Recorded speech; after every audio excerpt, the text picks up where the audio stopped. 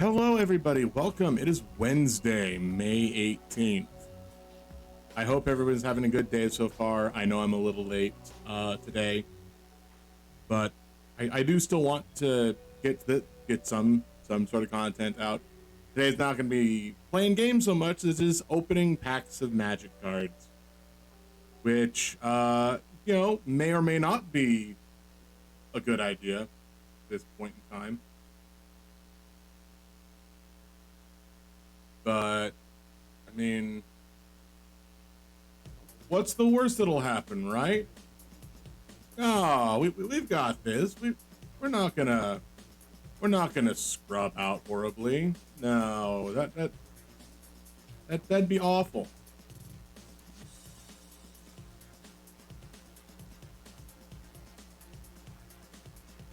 Sorry, I'm just having a weird stomach. My stomach is acting very, very angry right now, and I don't like it. So I have to be aware that it's going to be a problem for the next couple hours. But all right. So as you were aware, I went and did some adulting earlier today, which is why I'm late. It was hefty adulting that I had to go and do. The kind that will change things. We'll see how much and when. But until then, we're gonna move on with what we're doing. I will try my best to keep you full of information. But until such a time arrives, switch over to webcam. All right. Yeah, until such a time arrives, we're going to be doing things as we have been. Let me just adjust this a little bit. Move it back. As always, anytime that I'm doing a card opening, this whole system setup could just fall over. So know that going in. And as much as I want to be like, oh yeah, I'll set it this way and then turn everything in post, I'm not going to hold the card sideways. That's weird.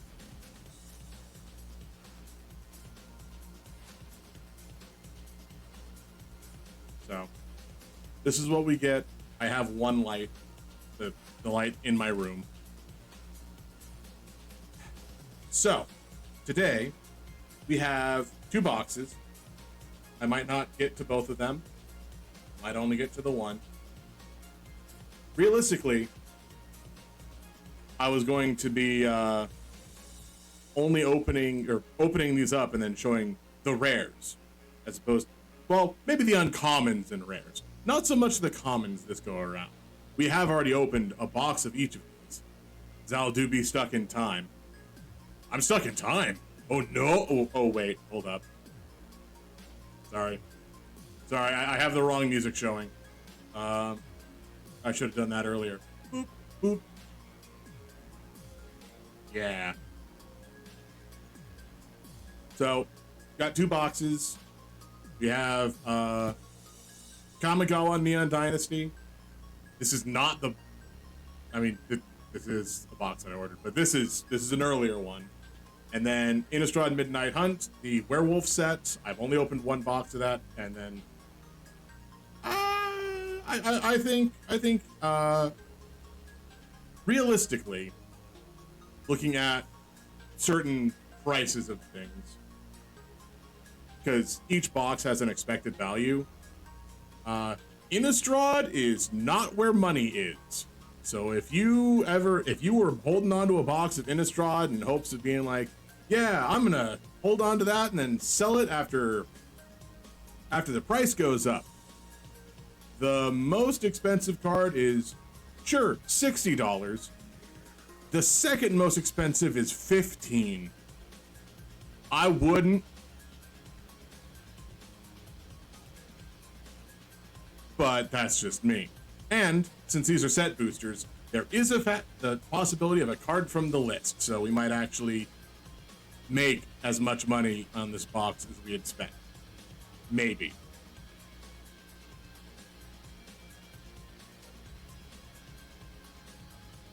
All right.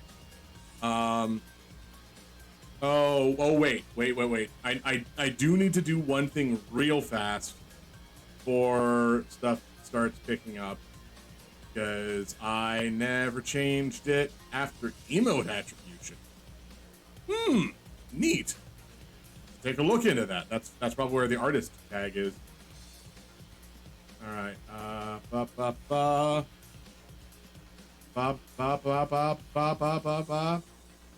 Pork chop sandwiches. All right.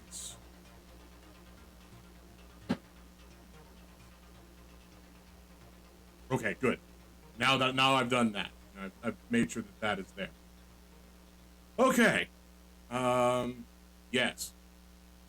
Perfect. Everything should be all set up. I do only have 2 things to drink, which if I burn through them, I'll have to go and grab some more, which is fine. Like, water is tasty and soda is soda. But until then, let's get started. I anticipate anybody that, you know what, I think, no, we're still gonna leave this at where I am. Yeah. So, Midnight Hunt is going to be where I start. Again, this is werewolf-related set.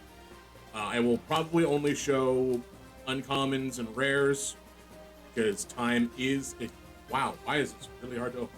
Because time is a factor. And beyond that, I mean, I'll show foils, obviously. You keep buffering? Why am I buffering so much? I'm not even, like, I'm not showing anything bad on my end.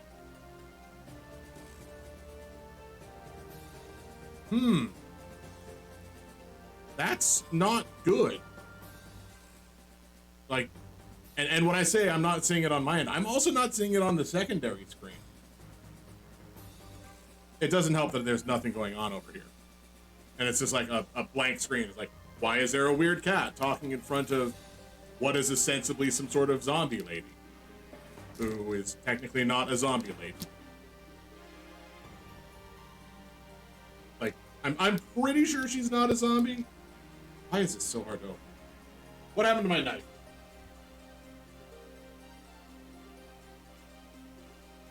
Well, it's not a knife, but it'll work.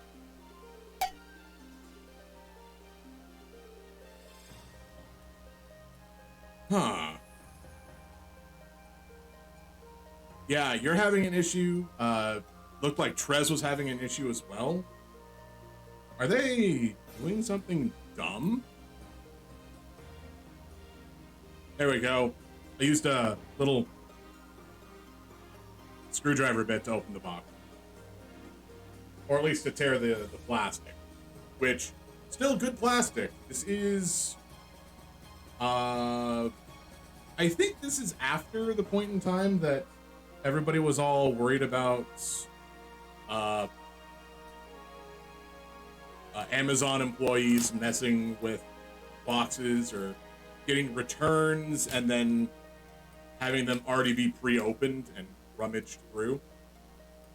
Which, because I know at least one of my boxes is from around that time, who knows? Who knows? No, yeah, the stream is a bit delayed. Oh. God, even... Wait a second. Hold up. Alright. So, I'm trying to work out exactly how much the stream is delayed by now. And I've got the second screen, which is fine. But it looks like my sound is like my speech is doing the text to speech a little before the screen actually shows where it should be. About 5 to 6 seconds. 5 to 6 seconds isn't too bad. However, I just now saw the test on my secondary screen. Not the primary screen, the secondary one. So, ooh, that's not good.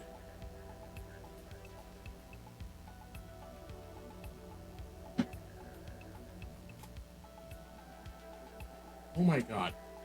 Would you like to open normally, please?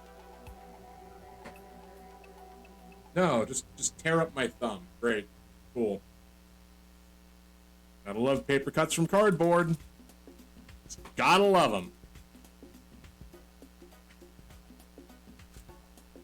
All right. So because of the nature of this package, which is 30 set boosters as opposed to 36 draft boosters, they're each in stacks of 10.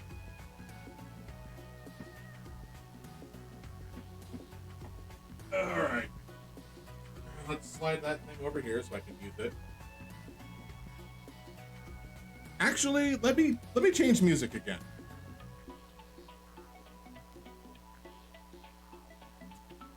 Because I want different music. I actually do want to have the Rainwave player. I want this music. The stuff that I had at the beginning.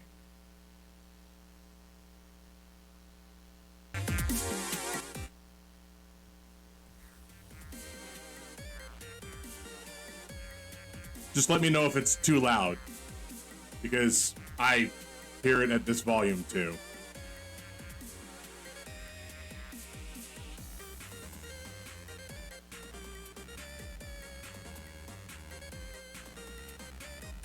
All right. So, because we've got a lot to go through, and you can see that these are all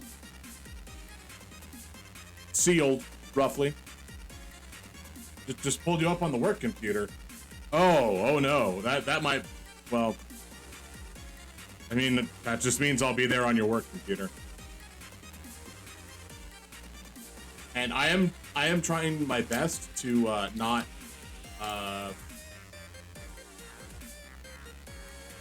do things incorrectly here.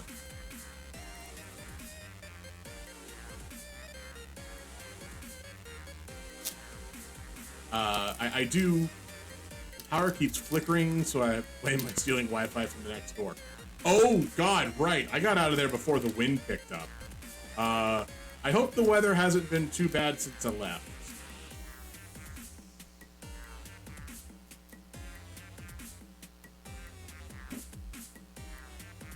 All right.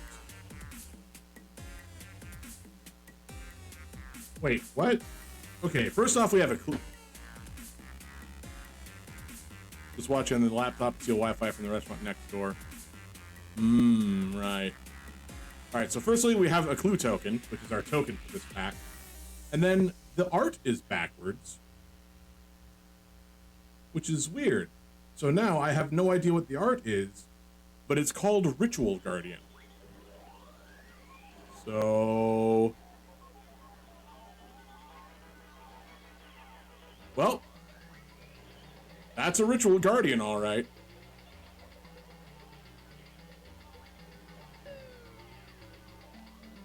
Neat.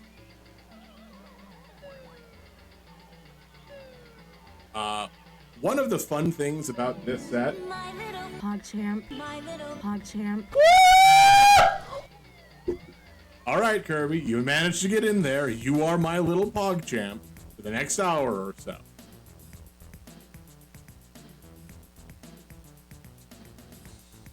Wow, these cards are. This camera is very bright on the screen, but not like you can see the symbol for swamp down there. I can't. These don't pick up by my eyes very well. Now, what I was going to say is Innistrad was always very heavy green-white humans, which may be very good, may not. The fact that it's not staying in focus angers me, because I'm not changing things too much or moving it around very much.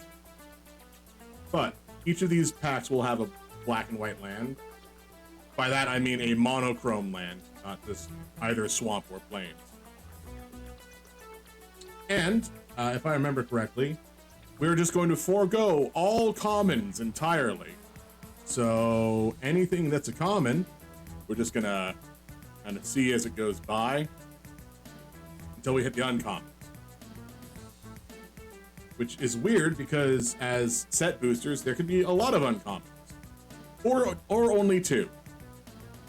Alright, uncommons. We have Arcane Infusion. Choose a instant or sorcery among the top 4 cards. Put it into your hand. Kind of meh. Thermo Alchemist. A solid reprint from the first Innistrad block. Or was it the second Innistrad block? I think it was the second Innistrad block. Because the first Innistrad block didn't have madness, but the second one did? I'm trying to remember. One of them had madness and the other one didn't. And either way, Thermo Alchemist, great reprint, was a solid deck to play. Human Werewolf with the little werewolf art. Another one. Just a 4/5 for 5, and hello phone, you're going off a lot. And then we've got more flip cards, which, oh boy. The rare is Curse of Leeches. Actually, why was phone going off? Phone went off quite a few times. Oh, right, weather, of course. Alright, Curse of Leeches, 3 mana enchantment. You target a player with it. And then at the beginning of the enchanted player's upkeep, they lose a life, you gain a life. But if a player casts no spell during their turn, it becomes night, and Curse of Leeches becomes Leeching Lurker, a 4/4 with lifelink that's been in play so it can attack. However, you have to not cast a spell during your turn, or a different player has to not cast a spell during their turn. This is weird, because when it becomes day, this turns back over, and then you can attach it to a different player. Like, you can move the leech moves around, is what I'm saying, and it's weird. Foil, Bramble Armor. There's a lot of Bramble Armors. That's one of the cards that was in both sets, both Midnight Hunt and Crimson Vow. Which means if you got the science fiction double feature, the one that was Midnight Hunt and Crimson Vow stapled together with all like a whole bunch of monochrome black and white stuff, you had a chance of getting like 4 Bramble Armors in a single pack. That's a lot. You could get a play set of the card in a single pack.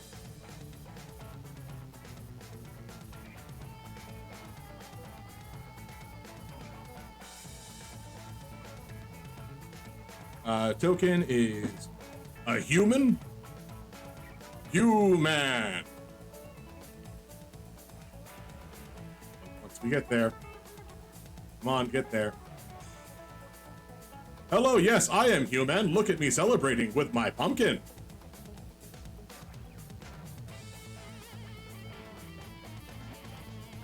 Art is Moonrage Brute, which I believe we did just see one of.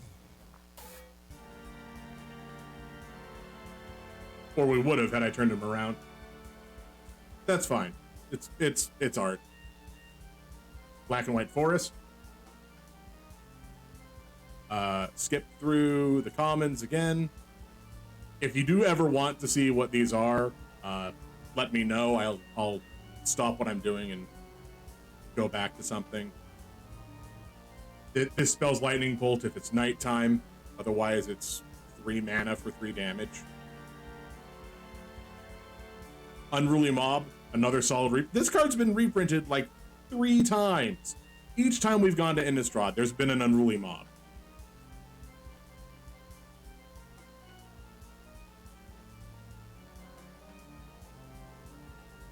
All right. Cathartic Pyre. 2 mana, deal 3 damage to a creature or planeswalker. Or discard up to 2 cards and then draw that many. Instant speed? Solid. Purifying Dragon. Hey, we found a dragon in the werewolf set. Who got high fantasy in my werewolves? This is supposed to be gothic horror. Well, whenever it attacks, it deals 1 damage to target creature. But if it was a zombie, it deals 2 damage to it. 5 mana for a 4/3 that can deal 2 damage to zombies. Not great. Just not great. Sacred Fire, 2 mana, deal 2 damage, gain 2 life. I can accept that because Lightning Helix was way too strong. Deal 3 damage, gain 3 life for 2 mana. The flashback's a bit much though.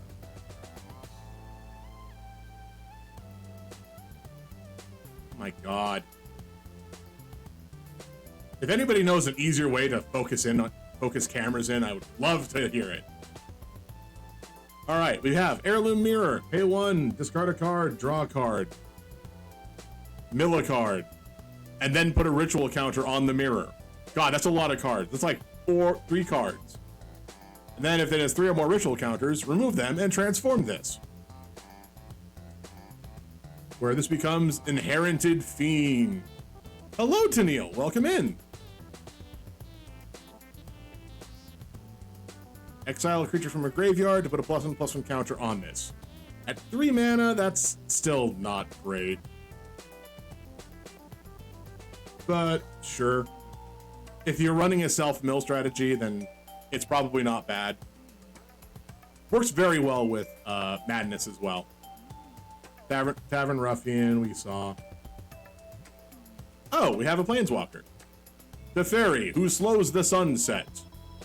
Because Teferi is a time wizard after all. And the big thing about Midnight Hunt is day and night is gone all wonky. So Teferi is a 4 mana, 4 loyalty Planeswalker with 3 abilities. I'll just zoom in here so you can kind of read them while I read them. So I can read them. Choose an artifact, up to 1 target creature, up to 1 target land, untap them, and then tap the ones you don't, untap the ones you control, and untap the ones, untap the ones you control, tap the ones you don't, and gain 2 life. That's not great, but sure. -2, look at the top 3 cards of your library, put 1 in your hand, the rest in the bottom in any order. That's just impulse. -7, you get an emblem with untap all permanents you control during each player's untap step, and draw a card during each opponent's draw step. Ooh, okay, that's actually a strong ability, which is to be expected of a Planeswalker's ultimate ability.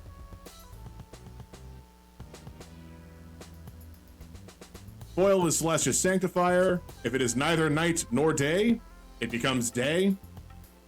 And whenever day becomes night, look at the top 2 cards of your library and put 1 of them into your graveyard. Not a May ability. You have to put 1 into your graveyard. All right. Before I get any further, I'm going to check the Teferi.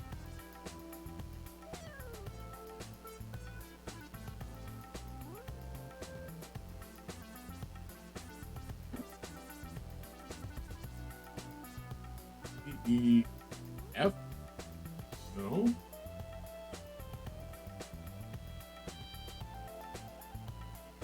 Oh, whoops. I was looking at the wrong list. Now. There we go. fairy who slows the sunset. Normal, $4. And that's still within the top. It's still within the very high range, so I'm at the point where if it's more than $2, I'll put it into a sleeve.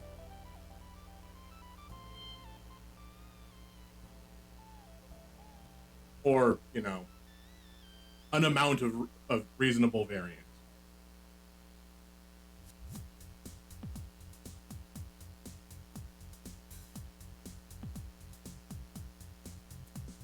Okay, hack number 3.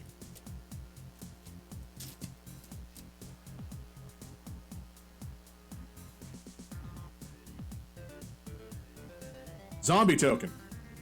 But at the end could be a double-faced card, so I have to be very careful to avoid spoilers.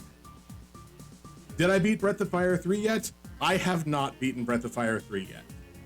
I am right before the last little bit. I have entered the hallway, and the next time I have a full day and play, which will probably be tomorrow, depending on how things go, I will be doing the boss gauntlet. And I will be beating a bunch of those bosses. Maybe not all of them, but I will be certainly trying. Hopefully I don't have to run through and grind Pekko up just to get those last skills from Fall. Oh yeah, there we go. One of my favorite kill spells once they've released it. Defenestrate. 3 mana instant, destroy target creature without flying by throwing him out a window.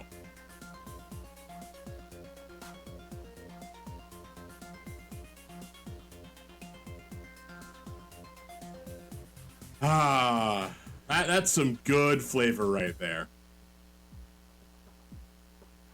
All right, back to just finding uncommons. There we go.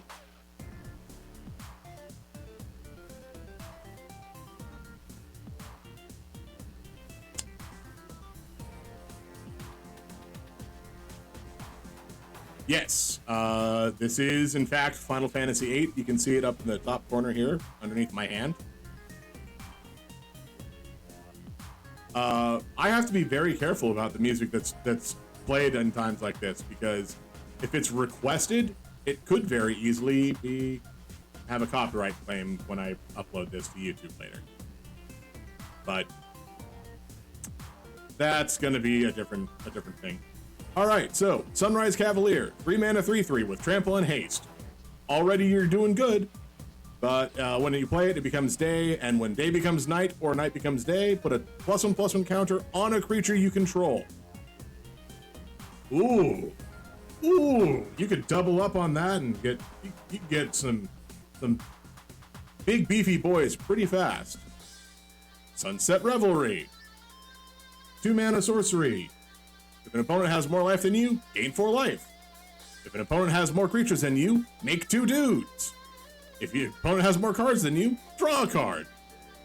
Is your opponent better at Magic than you are? Here's a 2 mana sorcery to try to even the playing field.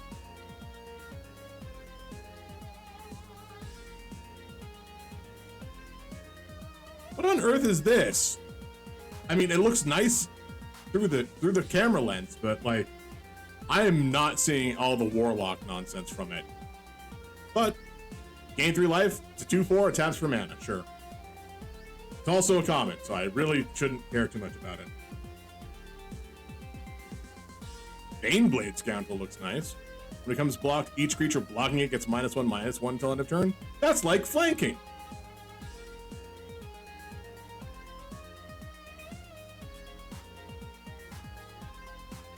And then when this becomes blocked, each creature gets -1. It's still flanking. Except it doesn't stop when another creature has flanking. And then when a creature blocking it dies, that creature's controller loses a life. Neat. What is my favorite character in Final Fantasy VIII? I cannot answer that. I have not played Final Fantasy VIII.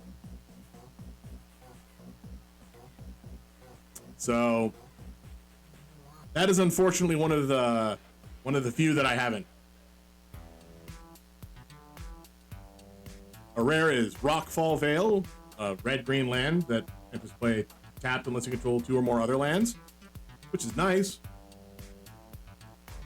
Give me 1 second, I'll just check. Well, it's not the $4 one. It's the $1.50 one, so that's unfortunate. Oh well. Still a good land to have. Bait Hook Angler. 2/1 with Disturb. When it dies, you can cast it from your graveyard for the Disturb cost, and it becomes a 1/2 with Flying.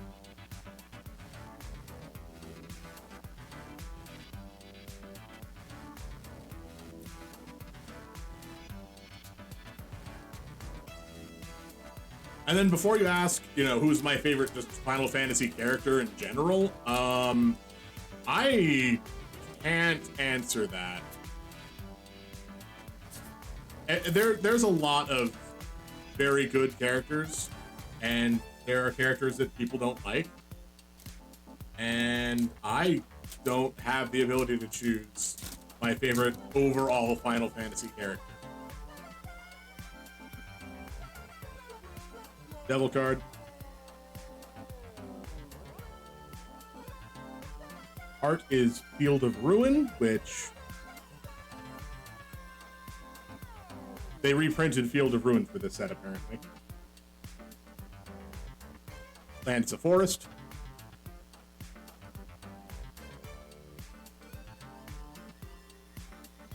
Another copy of Bramble Armor. Alright, Gavany Town card. It's a 3/3 for 3, which is still solid.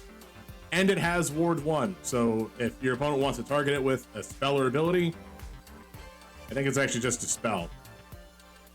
They have to pay 1 additional generic mana into it. And then if day becomes night or night becomes day, reveal a creature card from the top. Wait, hold up.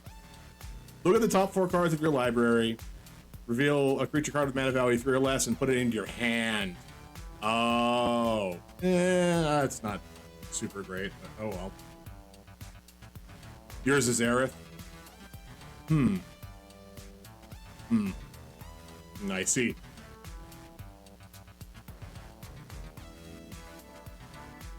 We have the Dawnheart Wardens, a 3/3 for 3 with Vigilance. Jesus. Alright, I guess 3/3s for 3, or 3/3 for 3 with... Yeah, 3/3s for 3 for days. And at the beginning of combat, if you control 3 or more creatures with different powers, not if all of your creatures are 3/3s for 3. Creatures you control get +1/+0. Outland Liberator. Pay 1, sacrifice it, destroy target artifact or enchantment. It's a 2/2 for 2. Or it's a 3/3 with the same ability. But when it attacks,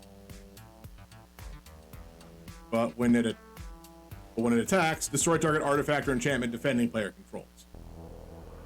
So it can swing in, and then you can sacrifice it after it swings in to get more land or artifact or enchantment destruction. Burly Breaker, it's a 6/5 for 5 with Ward. That's common. That's common. I'll go with that one in a second. Foil is Stolen Vitality.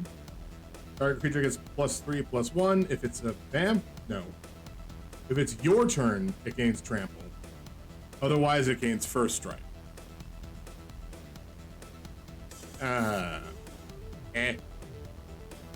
But the rare is Triskaidekaphile, a 2-mana 1/3 with you have no maximum hand size.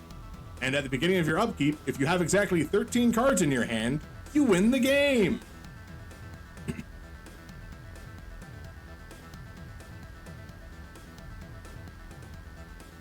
So, alternate win con. Probably not great. Although it's 2 mana for it. It's not bad. I know somebody is going to want to try to run it.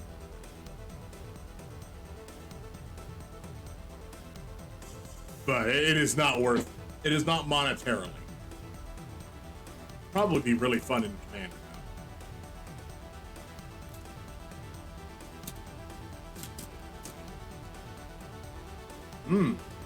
Well, we don't have a token, which means this is probably a card from the list. Or it's a placer card for a double phase. It was a placer card for double phase.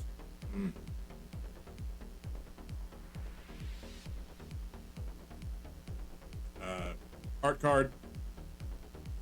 Big spooky spirit hooks.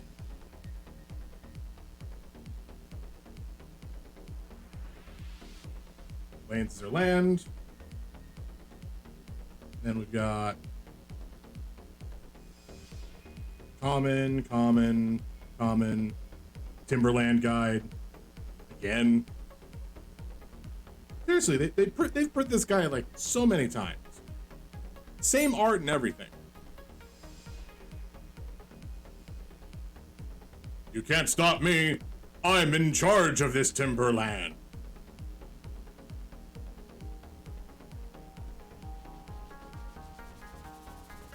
Alright. Dawnheart Mentor. 3 mana, 0/4. But when it enters the battlefield, make a human.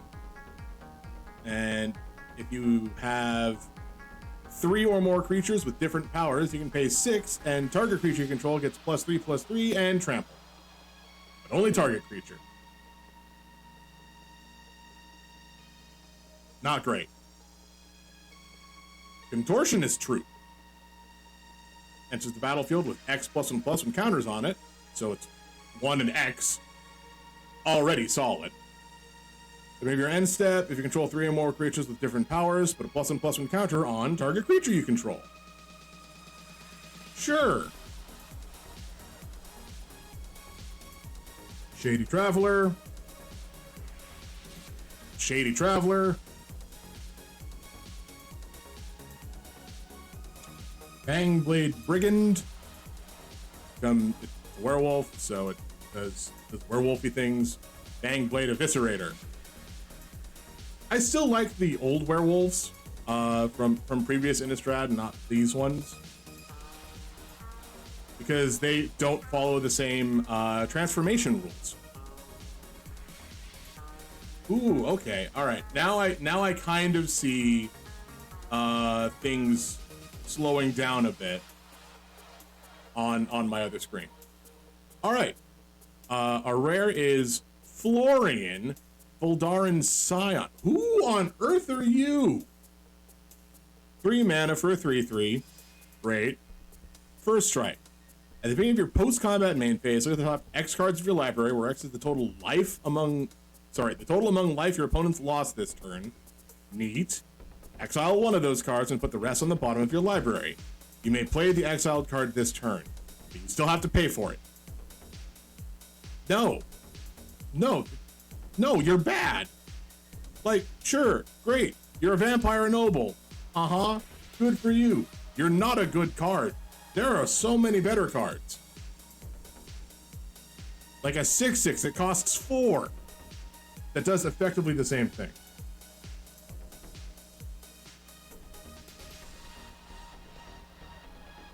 Oh yeah, that makes sense. You're 31 cents. Foil's Morning Patrol. It's another comment.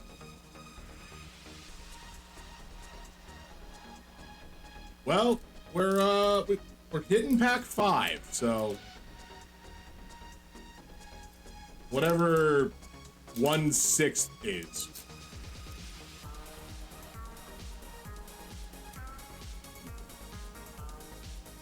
Token's a wolf.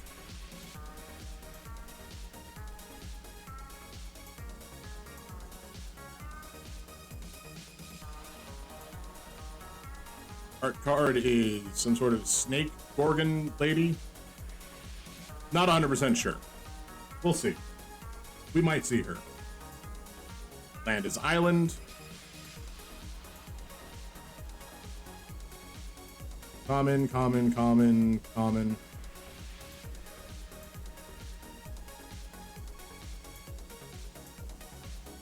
Join the dance. 2 mana sorcery. Create 2 white humans with flashback for 5. Still a good card.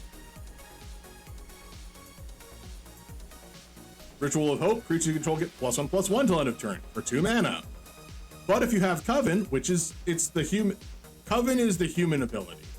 Like, you want to have as many creatures as possible with varying power. So you get Coven to go off as many times as you can. Because if you had it, they'd get an additional power. +2/+1 instead of +1/+1.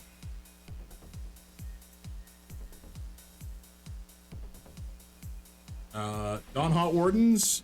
We have already seen these guys, but not in this fancy art. Still, 3 mana 3/3. Bird Admirer with a crossbow.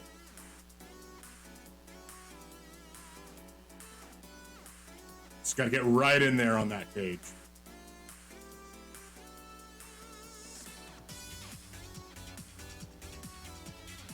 Devoted Graphkeeper. Enters the battlefield, you mill 2 cards. Whenever you cast a spell from your graveyard, tap target creature you don't control. Does this have the graveyard mechanic as well? Flying can only block creatures with flying. That's unfortunate.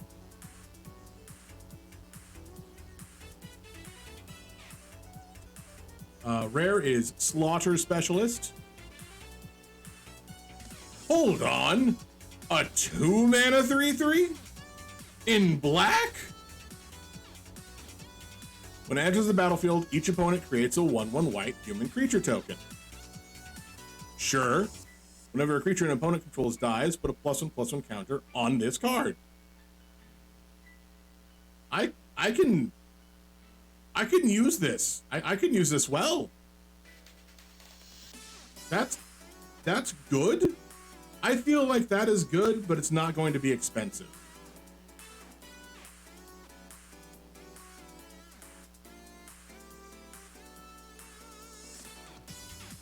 Yeah.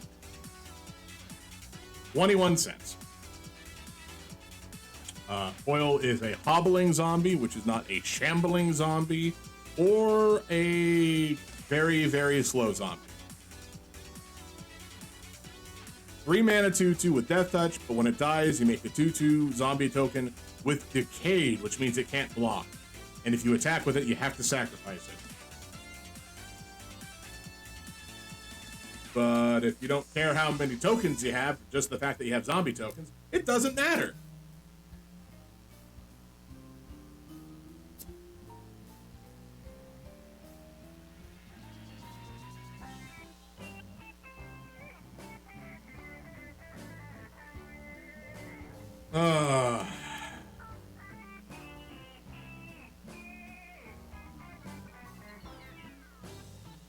Magic, what? Wizards of the Coast, why do you have these little tear strips on the packs if they're not going to tear all the way down?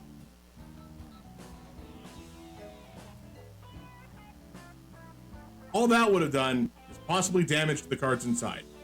Don't use these little tear tabs.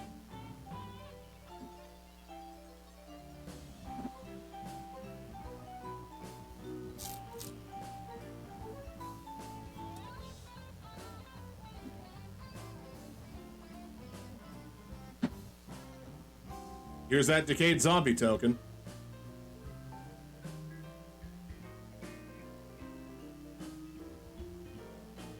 The Artist of Tolvir, or Torvad, or he's a werewolf guy. He does werewolf things.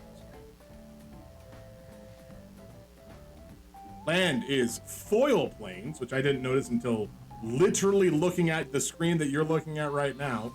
I don't see that. That is a lot of shine that I don't get.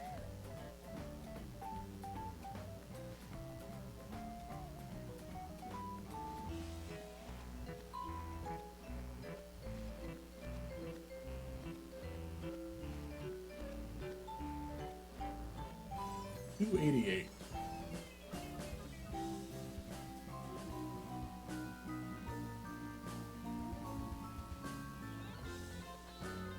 $268. My bad. Not 88. I can read numbers. Yeah, the foil ain't worth it. Oh well. Alright. Common. Common. Is that Ritual Guardian?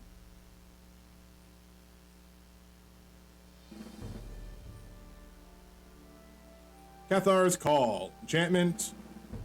Enchanted creature has vigilance, and at the beginning of your end step, create a human. Neat. That was always a fun little enchantment, but I think there was a different cost for it.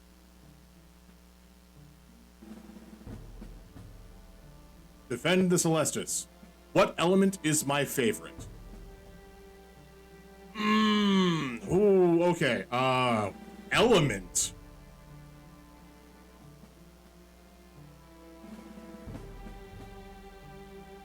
Wow, that is a tough one. Oh, what color? I'm assuming you mean what color for magic.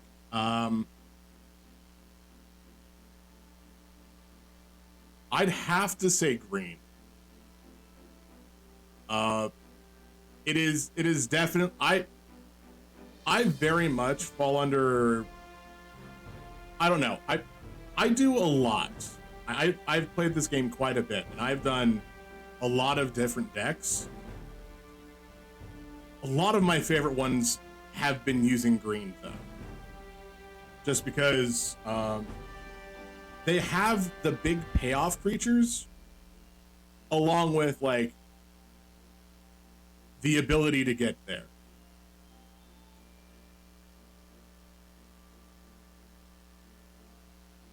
You like planes? All right. White is good. White is very good for getting small creatures very quickly. And then you could also have stuff like this with Rem Carolus, Stalwart Slayer, a 3-mana 2/3, which is not a 3/3. But if a spell would deal damage to you or another permanent, prevent that damage. And if a spell would deal damage to an opponent, double that, or it deals that much +1. It helps to read the card, which is a good card, very strong. And what? Hold on.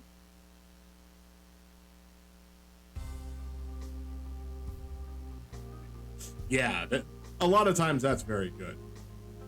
So we got Florian Vildarin Scion. Okay, cool. I was really afraid we were just going to get a whole bunch of black and white cards. Candle Grove Witch. If you have 3 dudes with different power, the witch gets to fly. Werewolf. Oh, I have another rare. Malevolent Hermit. The 2-mana 2/1. How did I get the head pads to work? I have an extra program called Touch Portal that currently activates and deactivates the hands when someone redeems head pads. So if somebody redeems the single pet, it'll just be one hand, the one on top, like the very top of my head. But if somebody redeems big pets, there'll be 5. I have it set up to where you can do 1 or 5. I can't do, you know, like the upper left hand, but oh well. Let's see. Pay 1, sacrifice, Force Spike. But he comes back. Non-creature spells you control can't be countered. Oh. Okay. Sure. Sure, Old Man Winter, I guess. Clear shot, target creature gets +1/+1, and you shoot something you don't control. That's a good combat trick. But like, so for the head pad. Well, I mean, this is another good example. I have this going through Touch Portal as well. Pretty, pretty, pretty, pretty. You go through that guy. You're pretty, pretty, pretty, pretty, pretty. Yo, Bazzy, you're pretty. Pretty, pretty, pretty, pretty. You're happy, you're pretty. So that's how I can get it. That's how I get the image to start and stop, roughly in time as where it should. Sometimes it's a little off, but I mean, good enough for government work. Ooh. The art, okay. Prepared in yeah, give me 1 second. The art card is a mountain. The land card is not a mountain.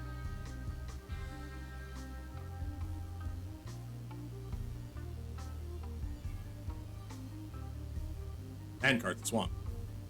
All right. All right, let me hydrate, and I know some people have a little thing for hydration. You absolutely did gift me a sub. For you definitely gifted a couple people subs.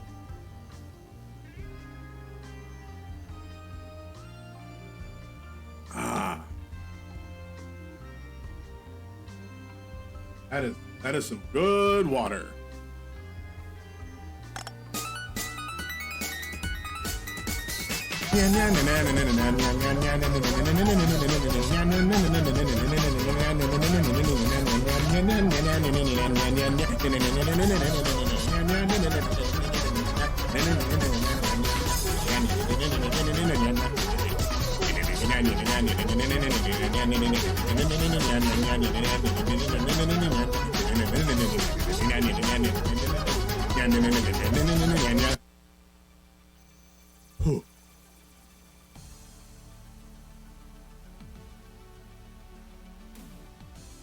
Oh, you absolutely did gift me a sub to Scarberry.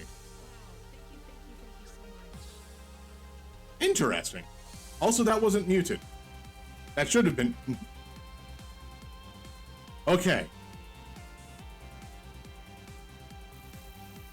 Bye, Kirby. Bye, Hina. Have safe trips home. Tell Trevor I say goodbye to. All right. Borrowed time. When it enters the battlefield, exile target non-land permanent until it leaves the battlefield. It's... Yeah.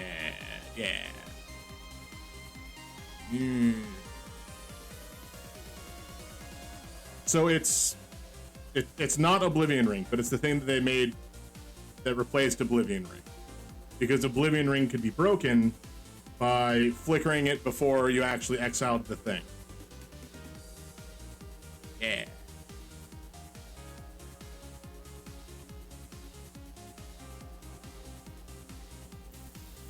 But you can see how I've got that going set. It's the same image.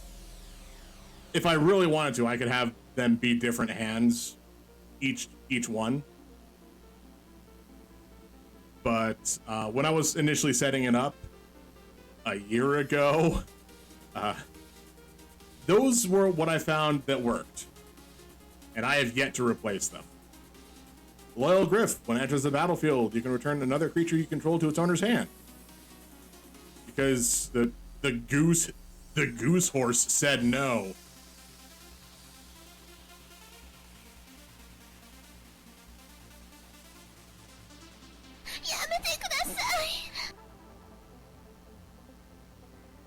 Village Watch comes Village Reavers.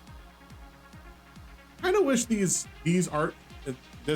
border card had flavor text as well. It'd be really fun. Mysterious Tome, pay 2, draw a card, transform. To Chilling Chronicle, it's a pop-up book. Pay 1, tap an on-land permanent, transform. Unfortunately, when you transform it, it stays tapped, so you can't just be like, I have a bunch of mana, let's draw a bunch of cards and tap a bunch of things.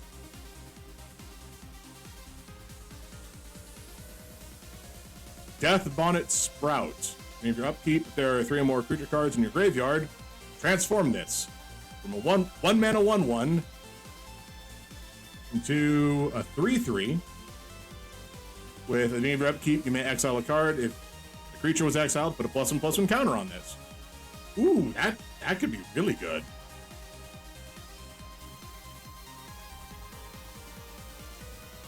Oh wait, no, that's an uncommon. Primal Adversary. It's a big old wolf. A 3 mana 4/3 with trample. Already, seriously, why are you doing this to me? That's great. And when it enters the battlefield, you may pay 2 any number of times. When you do it 1 or more times, put that many +1/+1 counters on this. Then put up to that many. Then up to that many target lands you control become 3/3 creatures with haste that are still lands. So for 3 mana, you get a 4/3 with trample.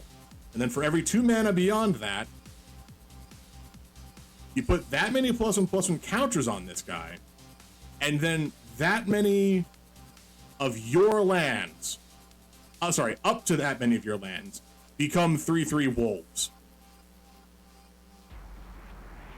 They could be destroyed with, removal at that point. So maybe it's not the best idea, but 0 is definitely up to. So you just pump mana into this guy and he gets big. All right, wait 1 second.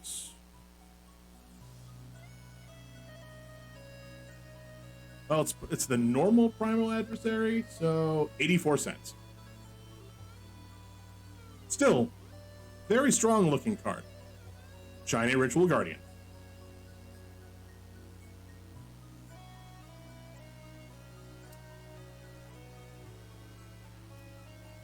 And if you mean that looked funny with the hearts, yeah, the hearts tend to look weird.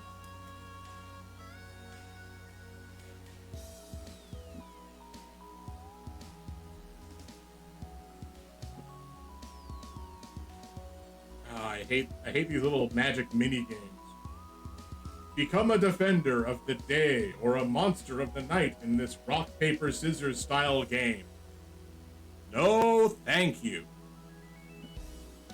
Although this is the first one of those that I opened this box.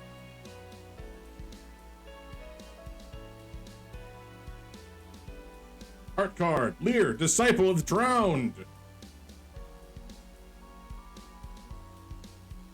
Okay, yeah, I can get that art direction. Lands and island.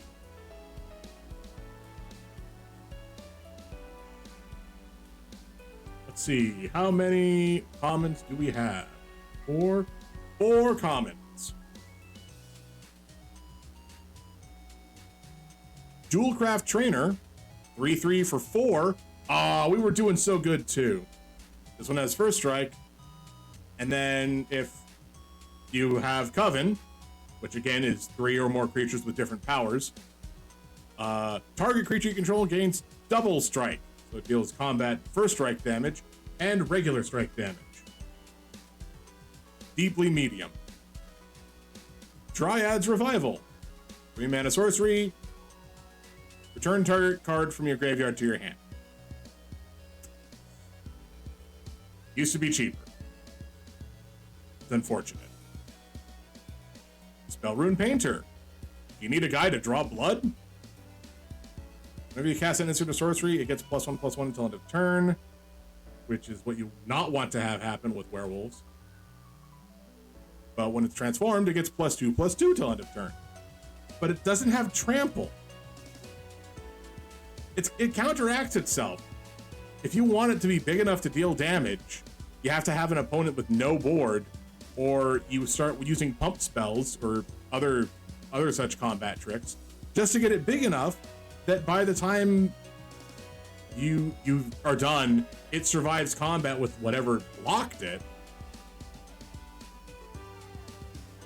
I don't know. It's not a good werewolf, is what I'm getting at. This 3/2 for 3 with trample becomes a 4/4 with trample. That's fine. That's a fine werewolf.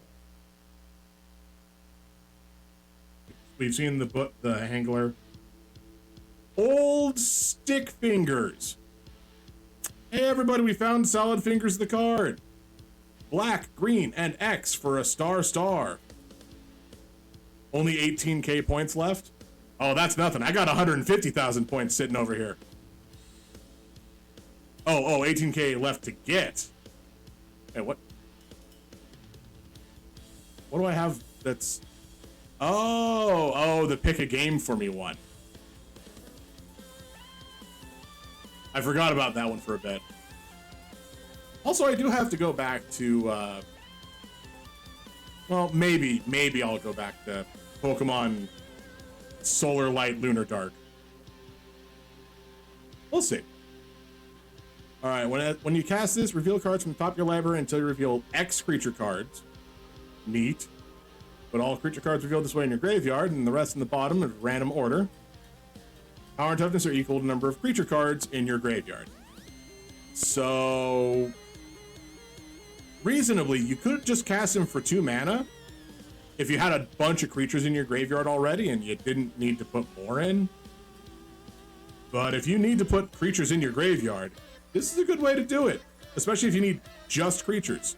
Like, I could see this guy showing up in a modern dredge deck as some sort of weird shenanigan just to put like 1 dredge creature and then the rest of your dredge lands and lands and sorceries go on the bottom just to put the creature into the bin.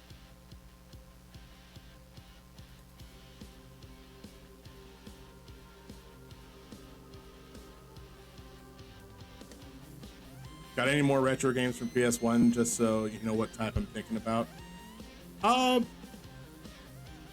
So I have a few games. I have a few games for PlayStation 1. I'm at the point where if it's a game that somebody suggests, maybe I'm not gonna worry about picking it up because I don't have all the money in the world. I can't do that. I will definitely do my best to try to obtain it. And for the record, right now, Suikoden 2 is currently on hold until I can get a file that works. Kind of annoying, that. But if I can get a file that works, and I would definitely say hold on to your points as it is, just in case things start changing and my schedule changes and I don't have, and like somehow I need to start streaming at early morning and then you're not here and then you don't get to see what's going on, and I don't want to do that.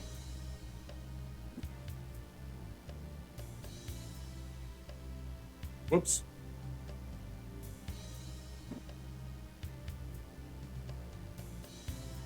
Okay, this is at least a list card. I don't know what list card, so we'll discover that together.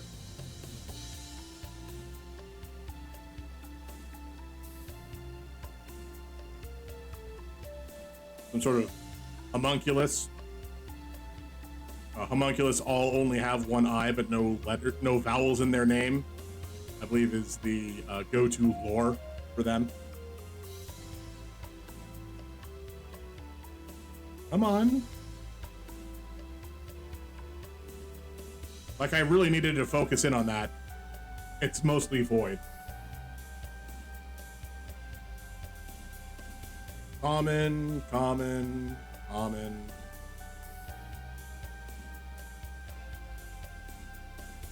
Blessed Defense is good. And it does make a token when the creature dies and you gain life. That's a good combat trick. I do like that. Brood Weaver, a 4-mana 2/4 with reach. It's a spider. It's a giant spider. I'll just rewatch, but it's like 4 discs, so I'll not be missing much.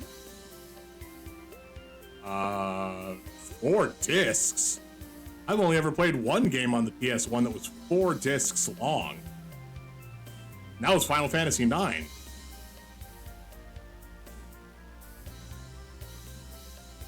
Rise of the Ants.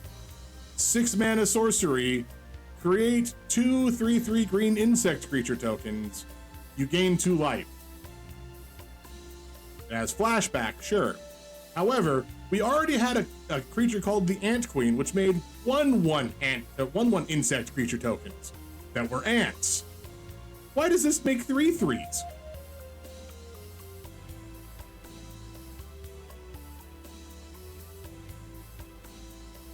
Leonore, Autumn's Sovereign. 4 mana for a human noble, 0/4. At the beginning of your combat, put a +1/+1 counter on each of 1 creature you control. And then if you have... I was thinking FF9 or Legend of Dragoon. Well, I mean, I do own Final Fantasy IX, so I wouldn't have to worry about buying that one. Unless I picked it up for Steam, so I wouldn't have to... Although, Final Fantasy IX is a weird one to try to do. Was Legend of Dragoon 4 discs? I thought it was only 3.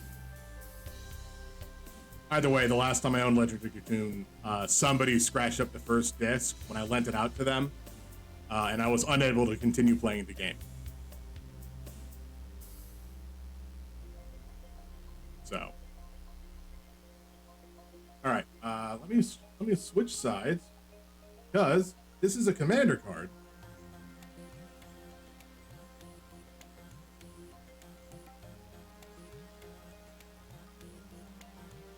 It's only 50 cents. This is also the face commander card, so I understand why it's very inexpensive. Lunarch Veteran, Avern Ruffian. Huh. Okay. Rare is Light Up the Night. X in red, deal X damage any target. It deals X+1 instead if that target is a creature or a planeswalker. So it's like Fireball, but can do slightly more. And if you flashback it, it's 4 mana instead of 1 mana, and then remove X loyalty from planeswalkers. I'm not even gonna bother checking. Foil is Shady Traveler, so we have yet more Shady Travelers.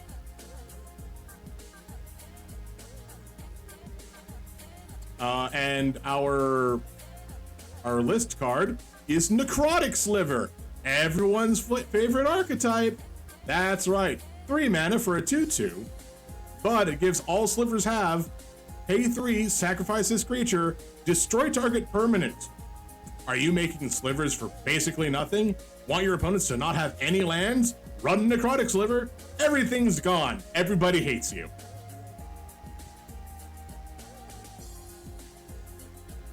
Do your slivers have haste and tap for mana? Do you have a Heartstone out? Or a Training Grounds, perhaps, that reduces the cost of activated abilities?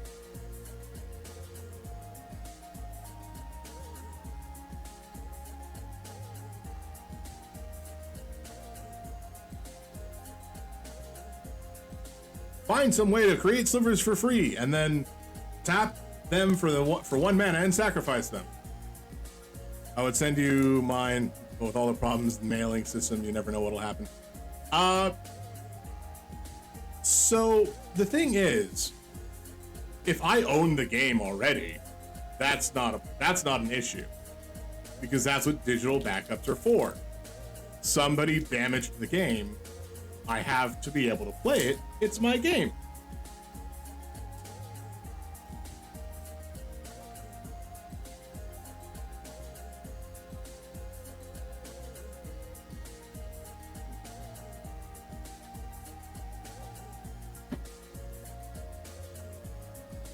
God, you're not even a token.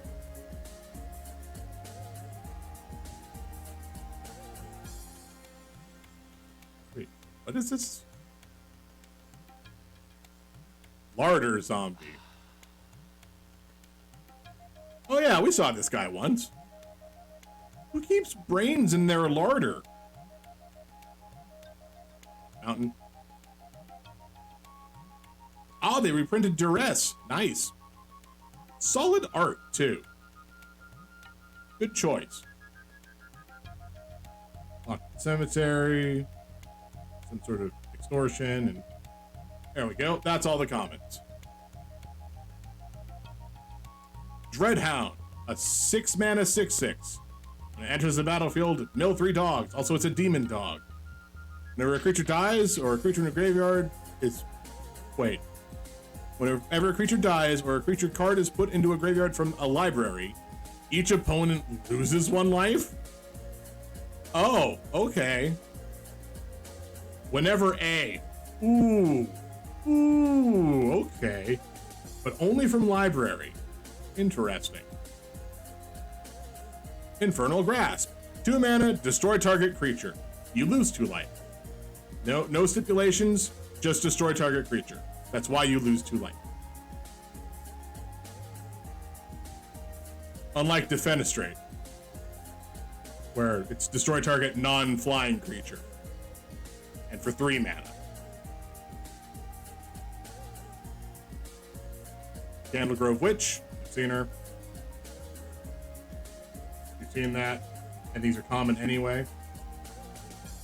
Bloodline Culling. 3 mana instant, choose 1. Target creature gets -5/-5 until end of turn. Sure. Or all creature tokens get -2/-2 until end of turn.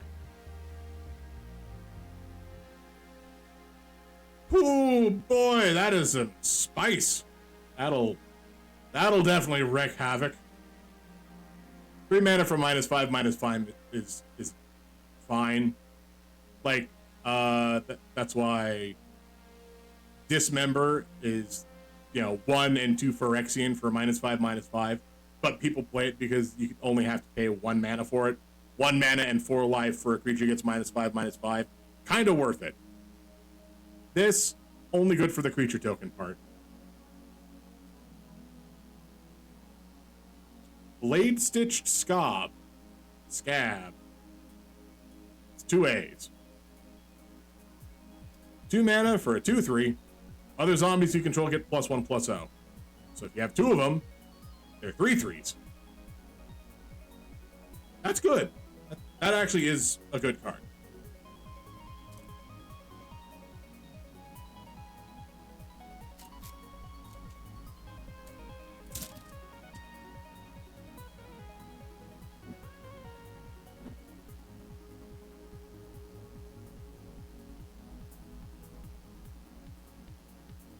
Ah, dang it.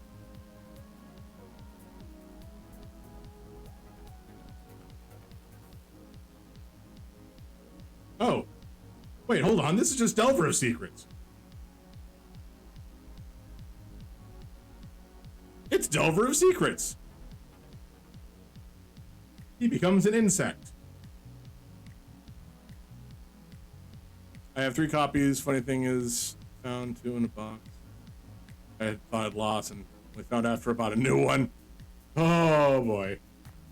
I know that feeling. I know that feeling very well.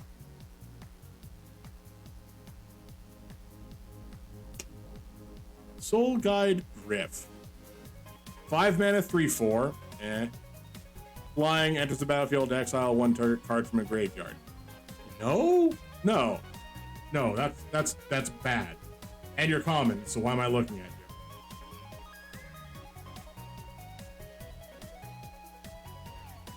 Yeah. Foul Play. 2 mana, sorcery, destroy target creature with power 2 or less, investigate. So that, like, you can see how 2 mana kill spells have stipulations. Normally.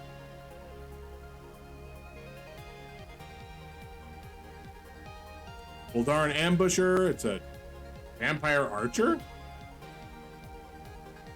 Enters the battlefield. If an opponent lost life, it deals X to 1 target creature or planeswalker or X number of vampires you control. Which I guess was a number. There were an amount of vampires that you could have in this set. Oh, fancy shipwreck mark.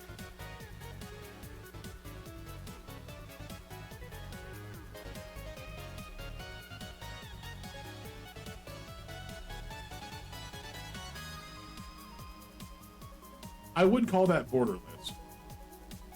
Okay, that one's actually a worth it card. Like $7, nothing to scoff at.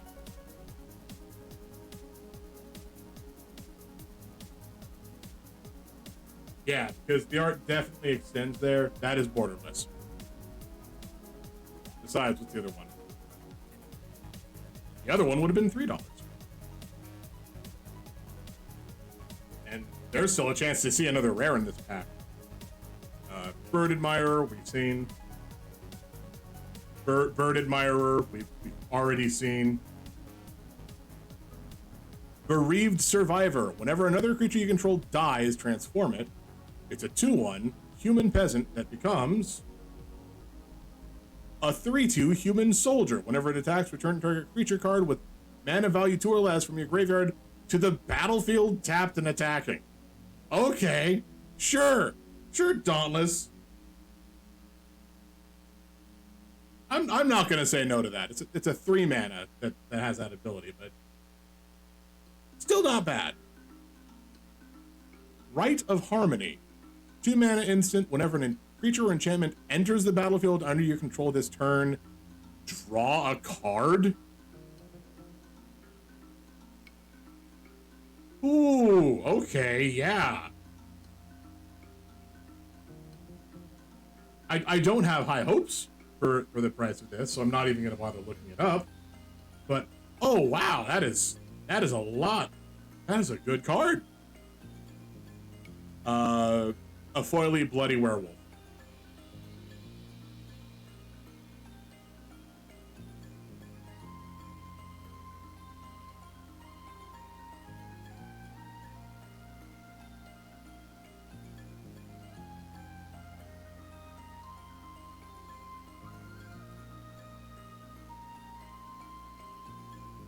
All right. There we go.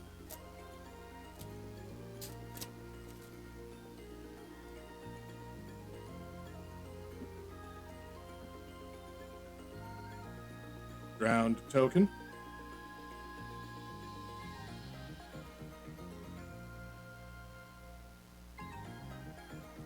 Storm the Festival.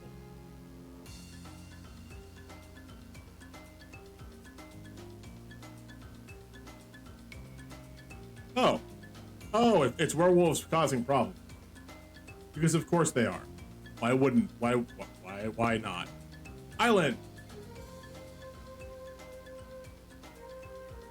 The ever-popular printing of Plume. Common. 4 commons. Not bad. Stromkirk Blood Thief. At the beginning of your end step, if an opponent lost life, put a +1/+1 counter on target vampire you control. 3 mana 2/2. Sure. It's fine. Blood Tithe Collector. 5 mana 3/4. When it enters the battlefield, if an opponent lost life this turn, each opponent discards a card. That's less good.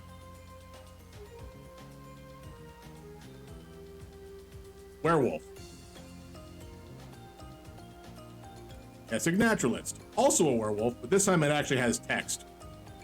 When it enters when it attacks, add red or green. It's a 2 mana 2/2.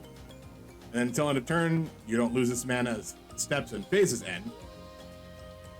It becomes Lord of the Ulvenwald. Other wolves and werewolves you control get +1/+1. And when it attacks, add red or green, and it doesn't exit as steps and phases end. Because of the fact that this is a werewolf lord, good. Shady Traveler, I could care less about. Willowgeist. A 1 mana 1/1 with trample. But whenever one or more cards leaves your graveyard, put a +1/+1 counter on this. Oh. mean, leave your graveyard, but you gotta find a way to be able to do it repeatedly to make this guy worthwhile. Also, when it dies, you gain life equal to its power. Secrets of the key. Investigate. If this spell was cast from your graveyard, investigate twice instead. I mean, 1 mana investigate is fine.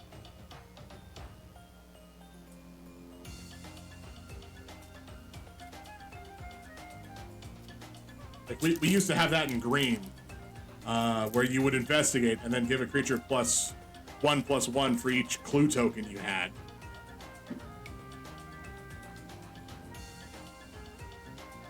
For beast.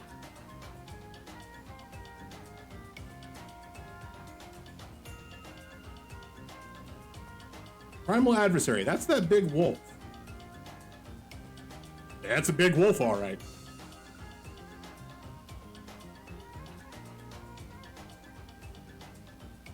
Well, I was going to say this is a regular basic forest, but apparently it's foil. Again, couldn't really tell by looking at it. Common. 4 commons again. But let's see, we have Ghost Blast, Become Skeleton, Shambling Skeleton, and just a human. Although, a 4-mana 2/3 that puts a +1/+1 counter on 2 creatures is actually pretty good. Just remember, believe in the heart of the cards and you will never fail. I can tell you for a fact that you can absolutely fail even if you believe in the heart of the cards. But remember, better lucky than good.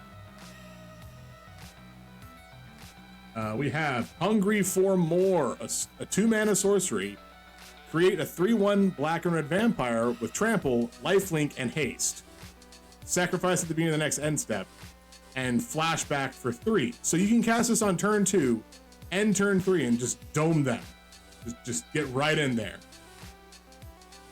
It doesn't have first strike, but it doesn't matter because you're going to sacrifice it at the end of combat anyway.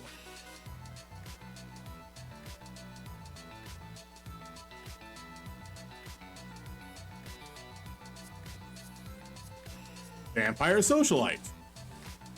A 2-mana 2/2 with Menace. I want to play this card game, but the packs are so much money. Don't buy packs. Realistically, find the cards that you want to use it for a deck. Get the cards.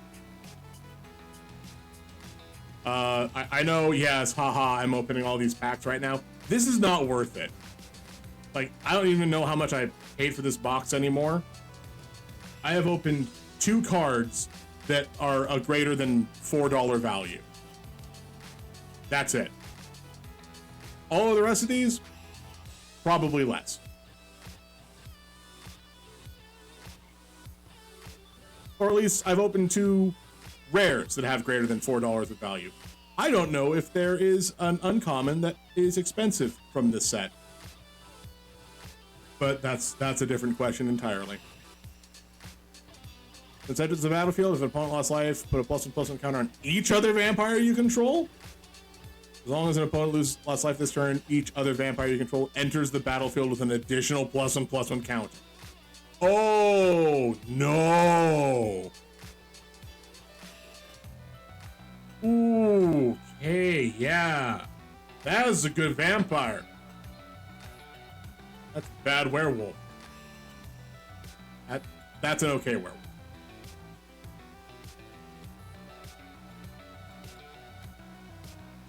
Is the game hard to play? I don't even know the rules. Well, if you have the time and gumption for it, Magic MTG Arena is free to play on your computer, and it will teach you the rules of the game. So you don't have, it's also like I said, free to play. You don't actually have to put any money into it if you don't want to. The only downside is I don't know if they've ever released it for Mac. Rare is Smoldering Egg. Once you, what is it, put 7 or more Ember counters on it, transform this,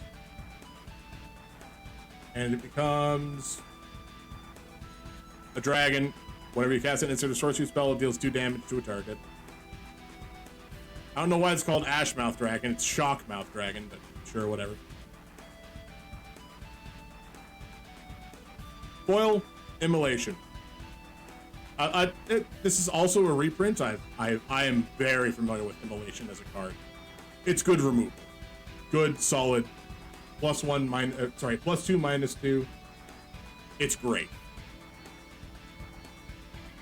But, yeah, I was gonna say, before you spend money on physical cards, if you're not sure if you're gonna be wanting to do this, definitely go through MTG Arena. They also have like step-by-step teaching you how to play the game.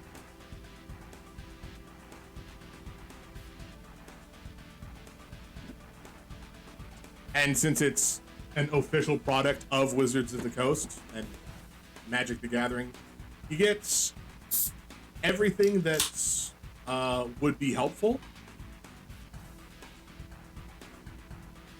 for certain things. Like, it's if you want to play the standard stuff as opposed to, hey, I went down to my local card shop and bought like 60 cards that were from any set of Magic for tabletop play. That one you may have to talk with your friend and play groups about. But other than that, the rules are pretty much the same. Any rule of the game is superseded by a rule on the card.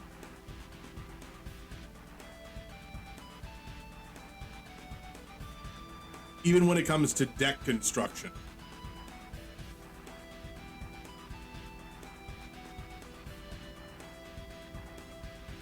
All right, cool. We have a list card. Village Reavers. Werewolf. Roar. Lands the Forest.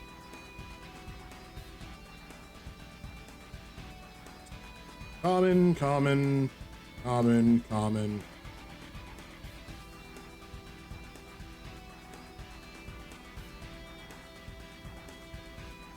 The only reason that I would suggest opening packs like this is if you have some sort of want for gambling.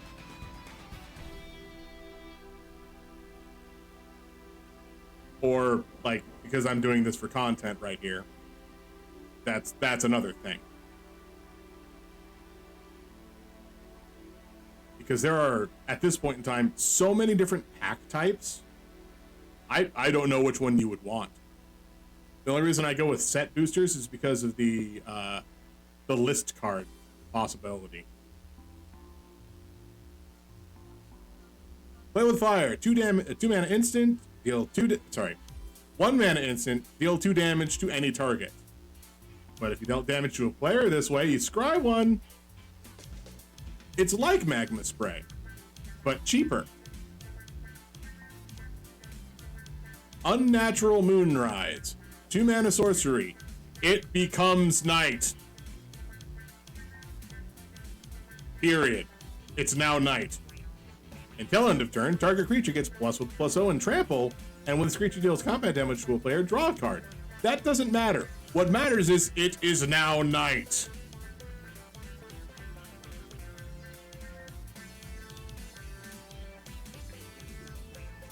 Common.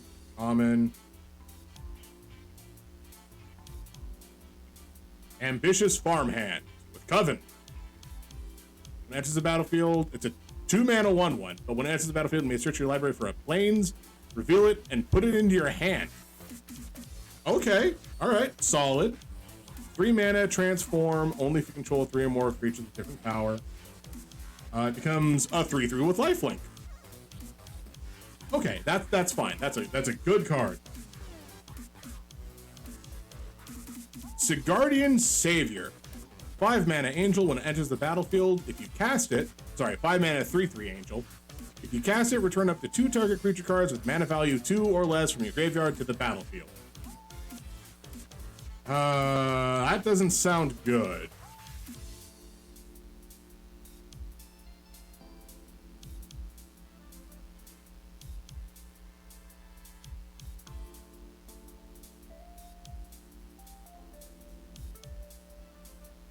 $0.34 for a mythic rare.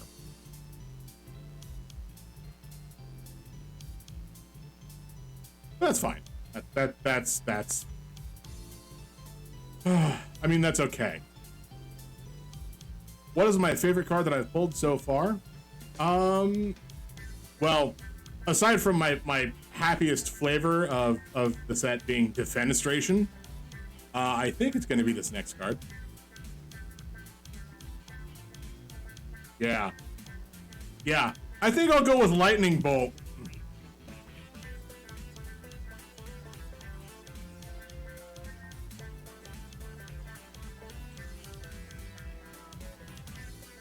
At least today.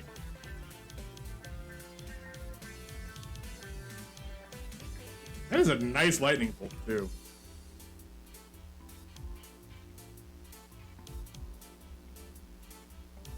Just 1 mana, deal 3 damage. Just so good.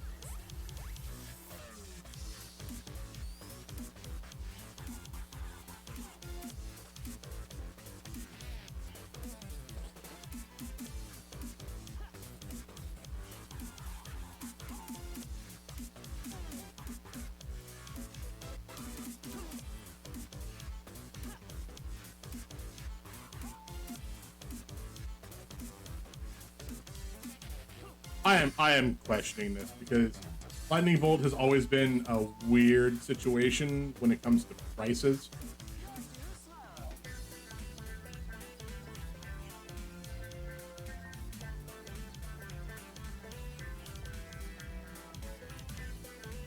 Oh, roughly a dollar. Not bad.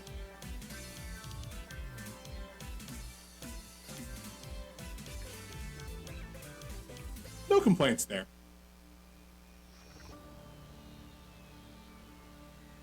I mean, if I didn't have a playset already, I'd be super excited. But I always like seeing the cards from the list because there could be anything there. Well, not anything. There's a very specifically collated list that they use for the list.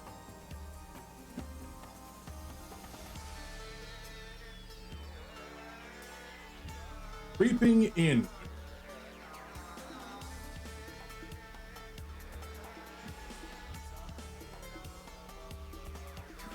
Oh yeah, I think this was because at one point in time, the previous time we went to Innistrad for Shadows over Innistrad and Eldritch Moon, the world was warping around the Eldrazi Titan Emrakul. But no one was supposed to know that in the first half of the set.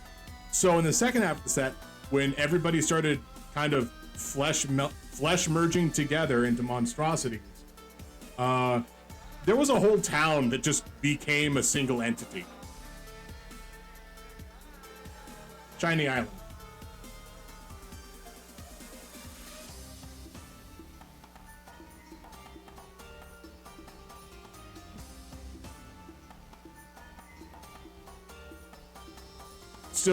Still on my list of most terrifying art for this set.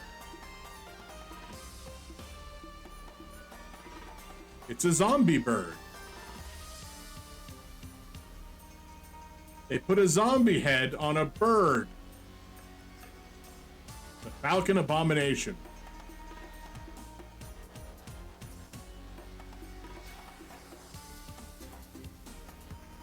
All right. Clear Shock, still good removal. Field of Ruin, that art card that we saw before. And again, this is a reprint, which is good to get rid of non-basic lands. It's not a great way to get rid of basic lands. Tovalar's Huntmaster. 6 mana, 6/6. When it enters the battlefield, create 2 green wolf creature tokens. But it can transform. When Tovalar's Pack Leader enters the battlefield or attacks, create 2 green wolf, 2/2 green wolf creature tokens. And another target wolf or werewolf you control fights target creature you don't control, and it's a 7/7.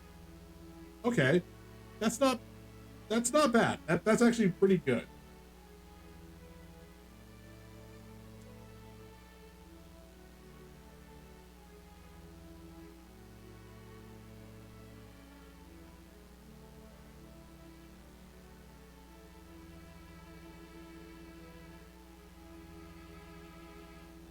$1.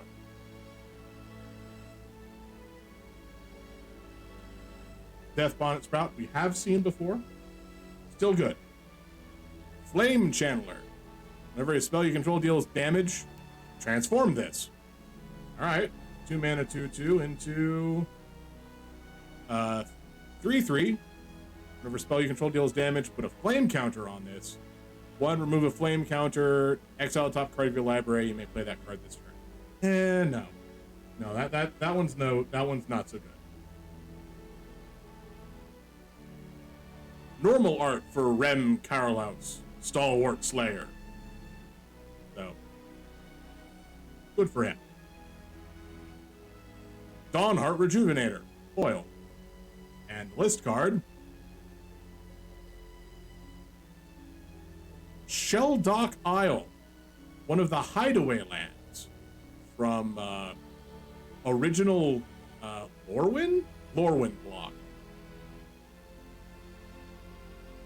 So this is before they made a change to how hideaway works. If this got reprinted, this would say Hideaway 4 and enters the battlefield tapped, I believe. I believe this land comes into play tapped is not a part of any of the new hideaway cards.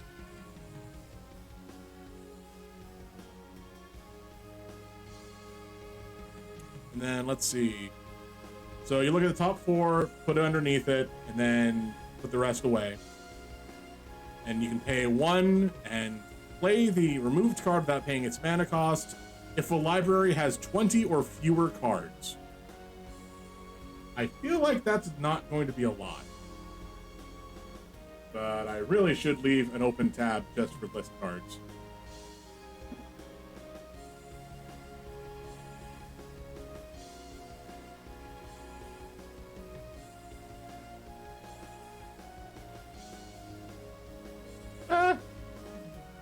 $4.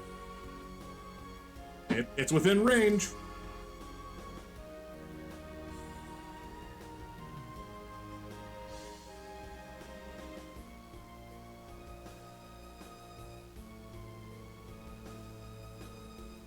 So oddly, every card that's gone into a sleeve so far has the blue mana symbol on it somewhere. What's that tell you about what's important to people? Or important to people that are buying cards?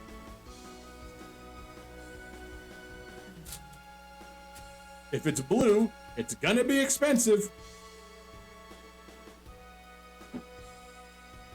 Or if it's expensive, it's gonna be blue.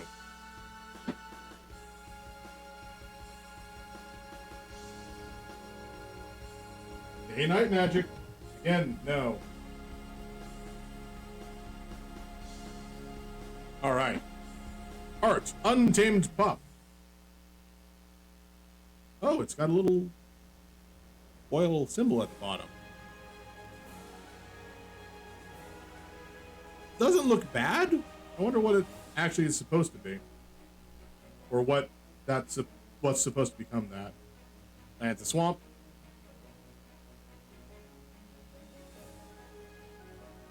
Got a Drowned Yard Amalgam.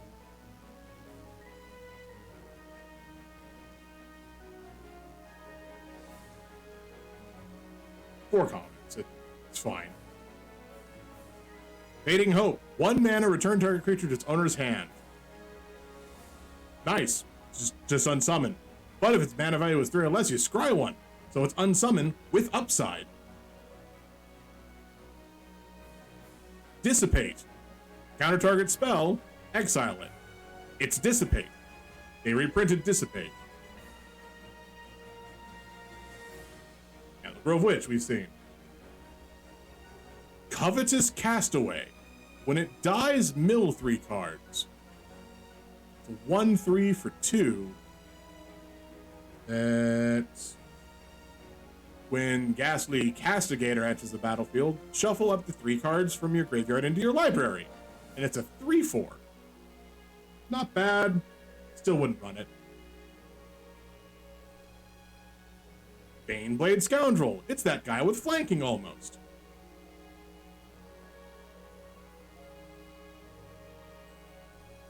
Memory Deluge. 4 mana instant. Look at the top X cards of your library, where X is the amount of mana spent to cast this spell. Then put 2 of them in your hand and the rest on the bottom. So either 4 mana or 7 mana, or, and this is a possibility, 5 mana.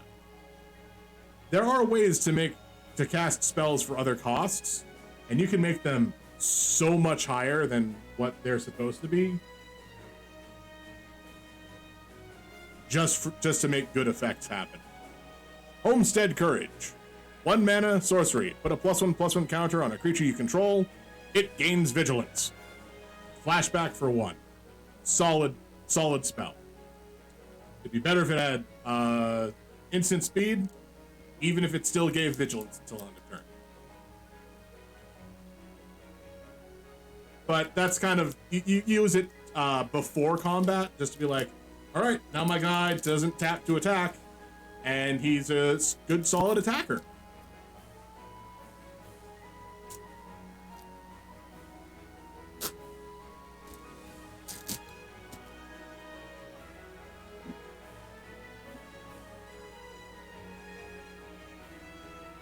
Wolf token.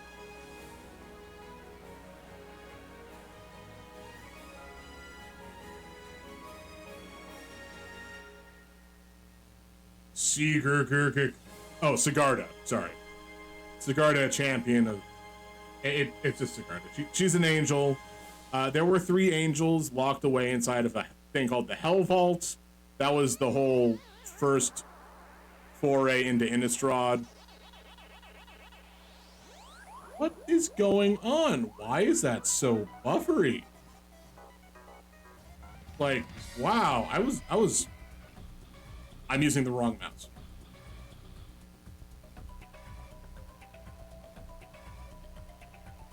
Okay, yeah, good, better. I am terribly sorry if everything is kind of going wonky for everybody. It's probably, it's something.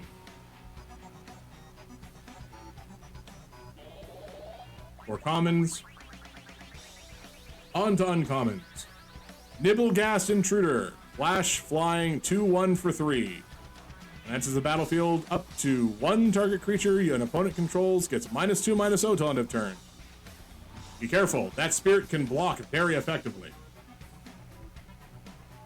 Very effectively. Firmament Sage. If it is neither day nor night, it becomes day. And whenever day becomes night or night becomes day, but not it becoming day, mind you, draw a card. Bird Admirer. Dawnheart Mentor. Oh yeah, that's the one that gives +3/+3 and trample.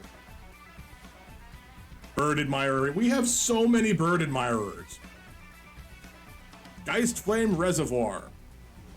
3 mana artifact. Whenever you cast an instant or sorcery, put a charge counter on it. Remove any number of charge counters. It deals that much damage to any target. Or just exile the top card of your library. Sure. And then we have a very pretty Arlen the Pack's Hope. And I mean, like, supremely pretty.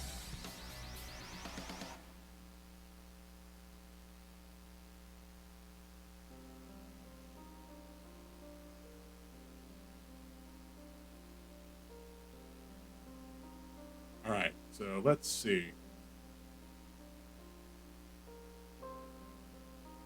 This would be borderless and not showcase. Well, $7. And I felt really bad holding on to that card even for that long.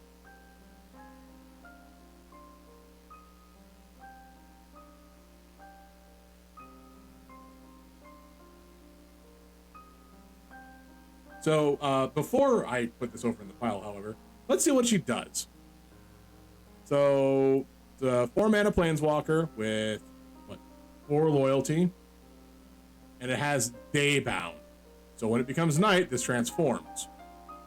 Until your next turn, you may cast creatures as though they had flash. And each creature enters with an additional +1/+1 counter. That's a +1. -3 is just make 2/2 green wolves. The nighttime side, Arlen Moon's Fury, +2, add red-green to your mana pool, and then until end of turn, she becomes a 5/5 with Trample, Indestructible, and Haste.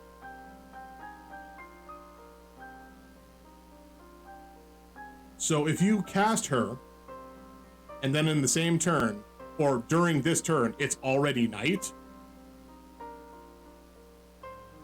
she comes in like this, or she comes in, then transforms because it's nighttime, and you can just make her a 5/5 that can attack this turn.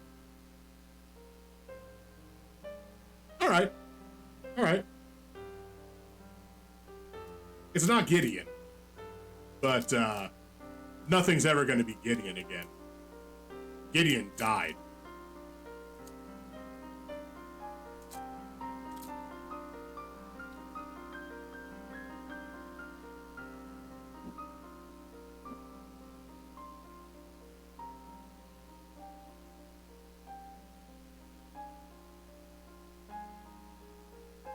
Overgrown farmland.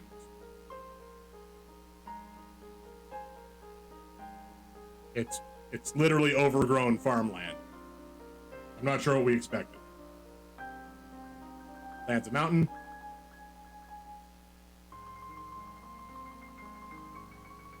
Common.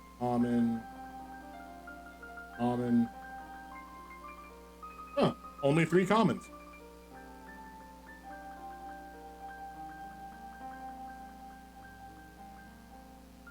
Obsessive Astronomer. If it's neither day nor night, it becomes day. When day becomes night or night becomes day, discard up to 2 cards and draw that many. Sleep? I can sleep when I'm dead! Also a 2-mana 2/2, which is fine. This is good. This is a good card. A red 2-mana 2/2 with upside. Moonsilver Key. Search for an artifact card with a mana ability or a basic land and put it into your hand. Meh. Lunar Frenzy. X and red for an instant. Target creature you control gets +X/+0 and first strike and trample. Yes, it's like that old Keswick Wolf Run land, but as a spell. Tavern Ruffian. Beloved Beggar. 0/4 for 2 mana, but when he dies, it's very disturbing. It just becomes a 4/4 with flying and vigilance. Okay. Human Werewolf. Ooh, okay. This is a good one. Champion of the Perished.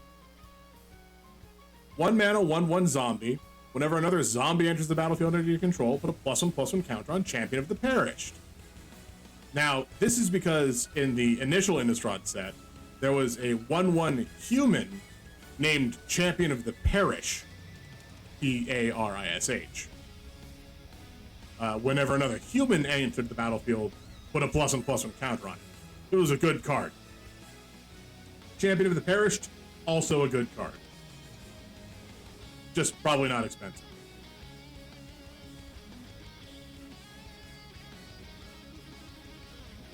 Yeah, no, not expensive. Foil is Startle.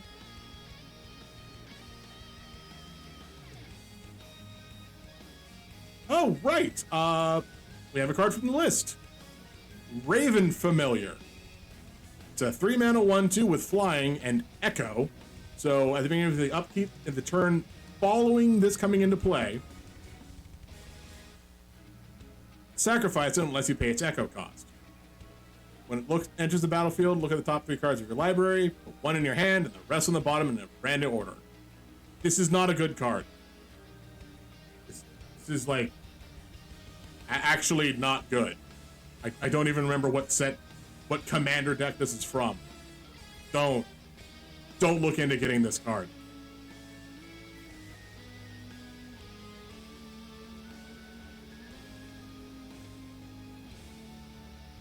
There are better birds that are cheaper that don't have echo, that do almost that same effect.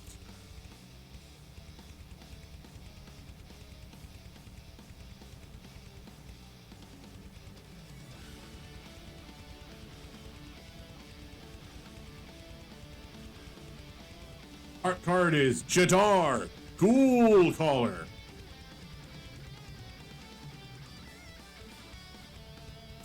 It looks like he's got some. Looks like you've got some settlements that are asking for help, and you should probably go help them out, right?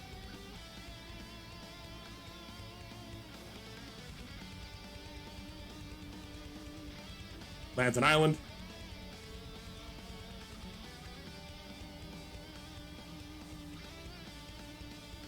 A very deceptively thick island. I thought that was 2 cards. Common, common, common, common, or common. But I do want to note 2 of these. Stuffed Bear, a 2-mana artifact that if you pay 2, it becomes a 4/4 bear until end of turn. It's very nice. You could run this, Haunted Armor. Like, you can do a lot of stuff with creatures that aren't creatures, and I want to see that modern deck. Jack O'Lantern. 1-mana artifacts, exile, sacrifice this to exile up to 1 target card, or just exile it from your grave. Oh, wait, you can do both. So pay 1, tap, sacrifice, exile a card from a graveyard, and draw a card. And then pay 1 and exile it from your graveyard to add 1 mana of any color, so it can somewhat fix your mana.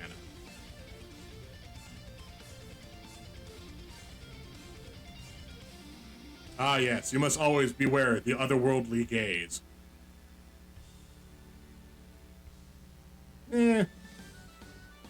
It's. Look at the top of your cards of your library, put any number of them in your graveyard, and the rest on top in any order. It's Surveil 3! You could have just had Surveil 3 written on this card. But fine, whatever.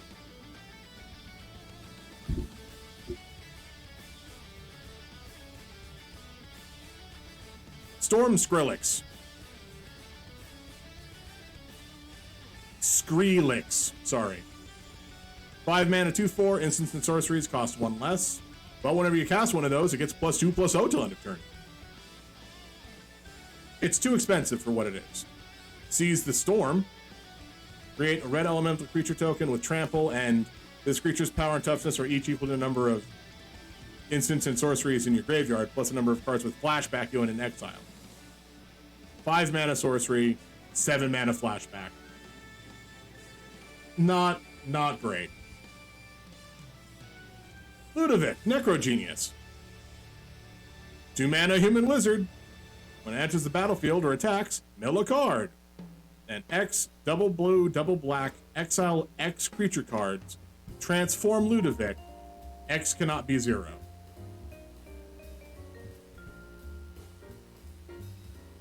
So as this creature transforms, it becomes a copy of a creature card exiled with it, except its name is Olag and it's a 4/4.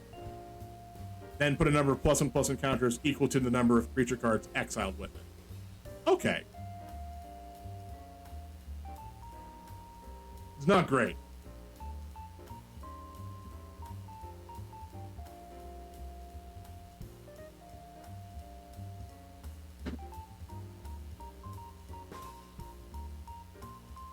It's also 12 cents.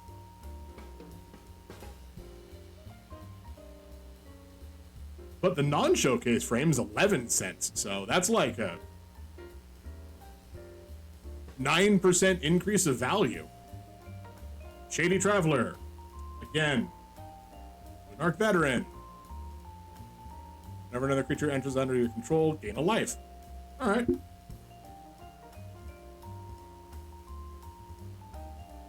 Grafted Identity. 4 mana, as an additional cost, sacrifice a creature. Enchant creature. You control enchanted creature. Enchanted creature gets +1/+1. 4 mana? 4 mana, sacrifice a creature for mind control. Sure. Yeah, okay. I can get behind that.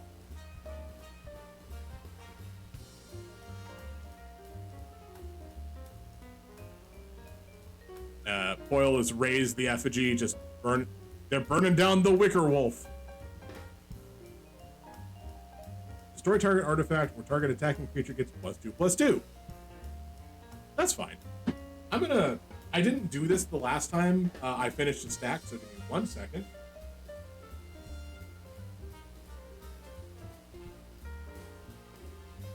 I'm just removing the commons and uncommons.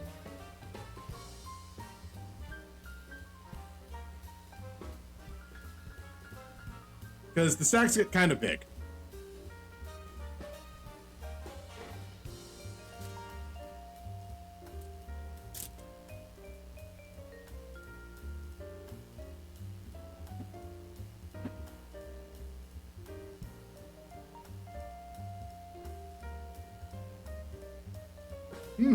The art card is Ludwig, Necrogenius. I wonder what it's gonna look like. Oh, hey, that's different art. Not bad, but definitely not the guy we just spent some time reading. Got a swamp. Common, common, common, common. I think we've seen all those common as well. Dryad's Revival. It's regrow, but worse. Broodweaver. It's Giant Spider, but better. Werewolf. Oh, this is that Disenchantment Werewolf. This time with normal art. I do like this werewolf. Overt Cutpurse. I don't think we've actually seen this guy. Enters the battlefield, destroy target creature you don't control that was dealt damage this turn. Okay. And then it becomes a spirit with flying and deathmatch.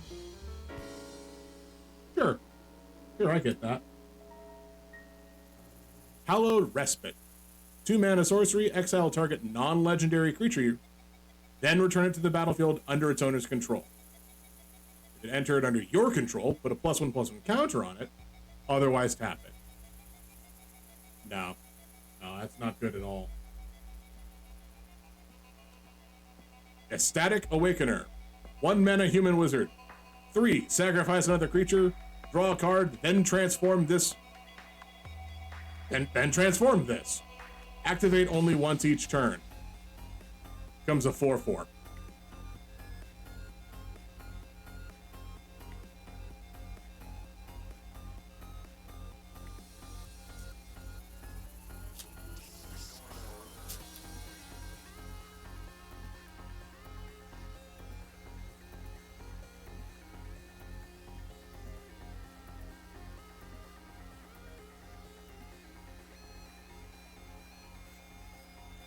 Gisa, Glorious Resurrector.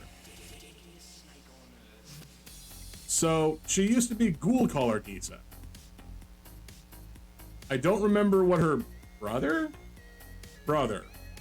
the other legendary named human that was very into necromancy from Innistrad. I don't remember what his name was.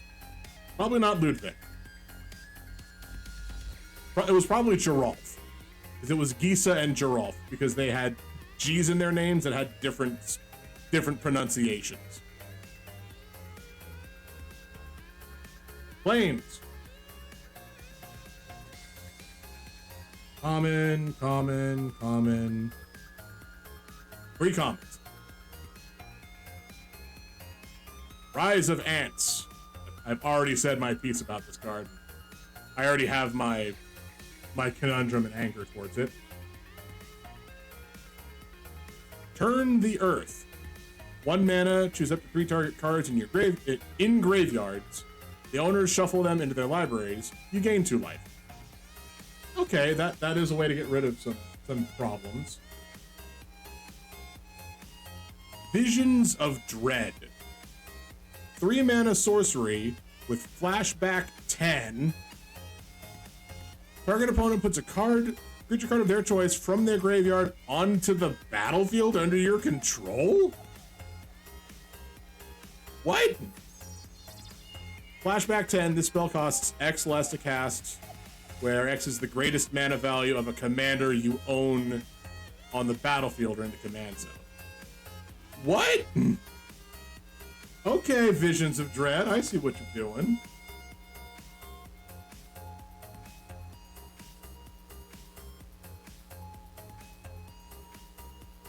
Looks like Visions was a lot of stuff happened with Visions. 14 cents. So close. Because one of the other Visions.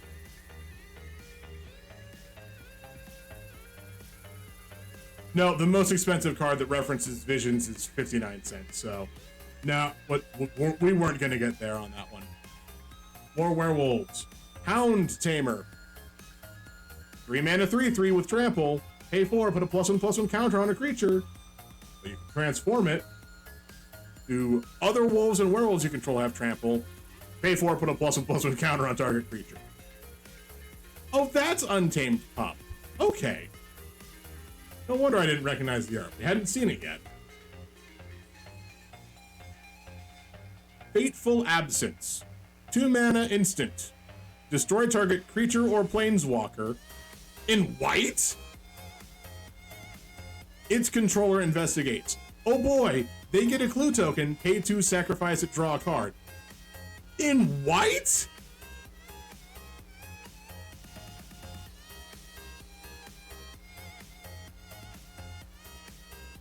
What?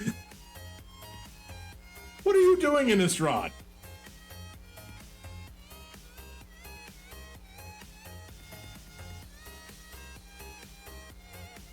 That's $1, but still, that's a good card. Very strong. Dawn Heart Rejuvenator. It's the one that taps for mana.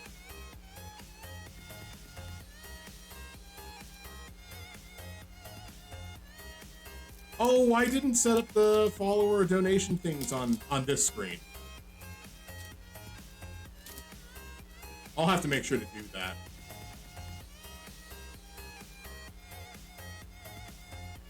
All right, we do have a card from the list. So what I've been doing is just peeking the bottom corner here.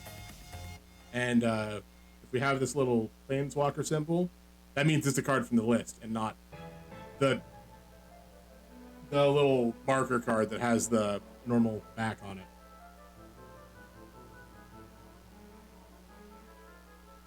Ambitious Farmhand. Look at all that wheat.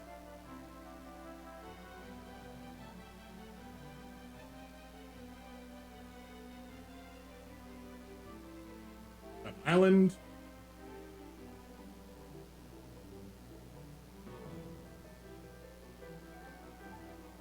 One, two. Eaten alive, 1 mana sorcery. Sacrifice a creature, pay 4, exile target creature, planeswalker. Good. Yeah, that's good. That's some good removal. 4 commons. Witherthorn Blessing. Put a +1/+1 counter on a creature you control. Tap up to 1 creature you don't control. And you freeze it for a turn. Ooh, okay. And you get a +1/+1 counter? Nice. Root Coil Creeper. 2 mana 2/2. Tap to add a mana of any color. Or tap to add 2 mana of any color, any 1 color, but only use to cast spells from your graveyard. You can exile it to return a card with flashback you own from exile to your hand. Very nice. Kazakh Naturalist. We've seen this in not this form. This is the one that gives +1/+1. Werewolf Lord, very good. Candlegrove Witch, meh. Dawnheart Mentor, meh. Consuming Blob. It's a 5 mana star +1. Power is equal to number of card types among cards in your graveyard, and its toughness is equal to that number +1. It's almost Tarmogoyf. It could be a Tarmogoyf if you have all cards in your graveyard. Remember Tarmogoyf? Remember how powerful Tarmogoyf was? Yeah, this one's 5 mana and not 2. And it only counts your graveyard, not all graveyards. But at the beginning of your end step, you make an ooze with this creature's power is equal number of card types among cards. It doesn't become a copy of this, but it's almost a copy of this. It's an ooze that doesn't replicate itself.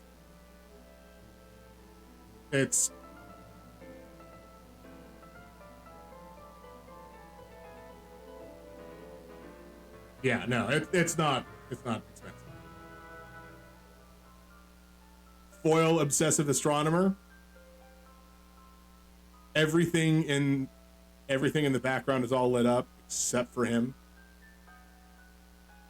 Well, okay, I guess I can't say that. His cold, soulless, dead eyes are lit up. You got to be careful when you do those overnight studies, folks. Oh, our list card is just Nicol Bolas. 2 blue, 2 black, 2 red. So 8 mana for a 7/7 flying Elder Dragon. When at the beginning of your upkeep, sacrifice it unless you play blue, black, red. And when it deals combat damage to an opponent, sorry, did I say combat damage? I meant damage. When it deals damage to an opponent, that player discards his or her hand. Oh, what's that? I have a bow that says tap this creature deals 1 damage to any target. Oops! There goes your hand. I hope you didn't have to worry. I hope you had your draw step. And it's from Masters 25, so I as much as I would love to see the actual Legends design and artwork with the list symbol, I'll take it. I'm not gonna be upset at that.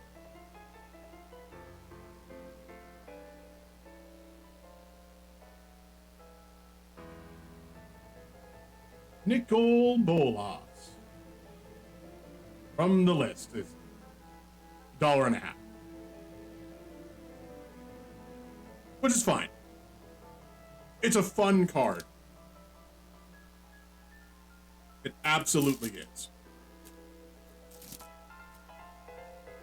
And one of Magic's more recurring villains, which I think they finally solved him during the War of the Spark. Don't quote me on that, though.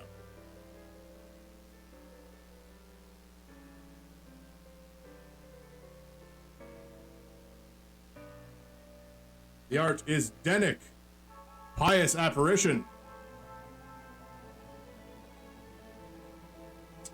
Yeah, it's what should have happened from Legion. You know, where instead of King Varian Rin dying, Anduin died instead and became a very holy ghost, and Varian, I don't know, falls from the light, which is not something that he can easily do, seeing as he's not a paladin. That would have been lovely. That would have been an interesting story. It's a nice what if.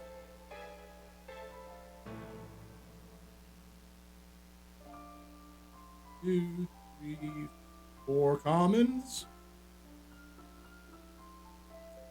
We have Phantom Carriage, Ghost Horse.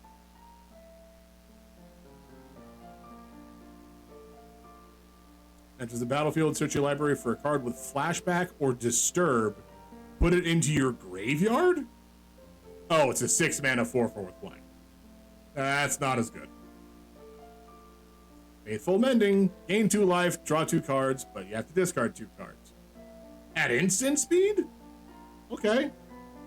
I mean, there are ways around discarding cards. Wilhelm, Rotcleaver. 4 mana, whenever another zombie you control dies, if it didn't have Decayed, create a 2/2 black zombie creature token with Decayed. And at the beginning of your end step, you may sacrifice a zombie if you do draw a card. 4 mana, 3/3. This is from the commander set, so it is kind of set up for that. This is probably another one of those box top commanders.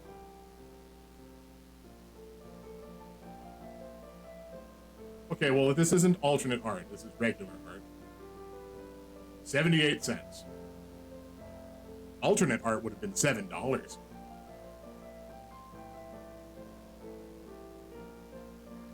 Vengeful Strangler. 2 mana 2/1 that can't block, but when it dies, return it to the battlefield transformed under your control, attached to target creature or planeswalker an opponent controls.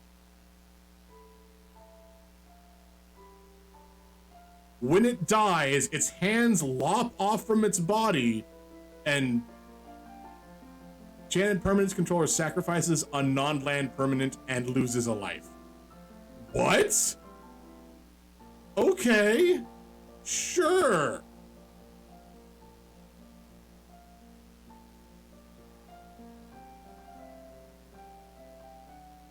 Oh. There's Tovolar. The 3 mana 3/3. Whenever a wolf or werewolf deals combat damage to a player, draw a card. At the beginning of your upkeep, if you control 3 or more wolves and or werewolves, it becomes night. Period. Then transform any number of human werewolves you control.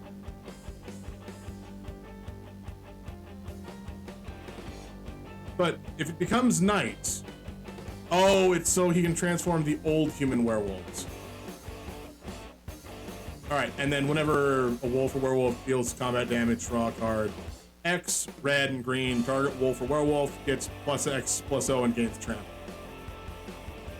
It's Kessig Wolf Run. But this time, literally actually Kessig Wolf Run. Tolivar is not anything fantastic.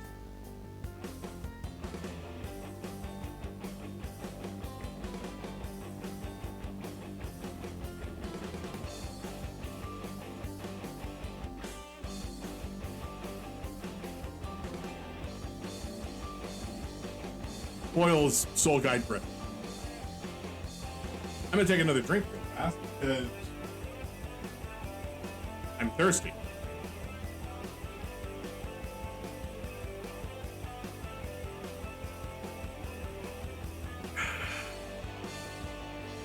Ba ba da ba.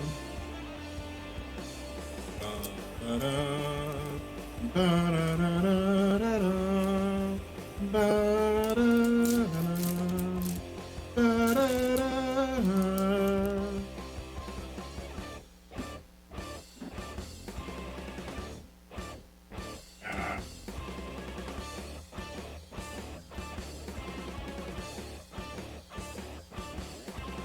Art card is Candle Grove Witch, who we've seen plenty of times.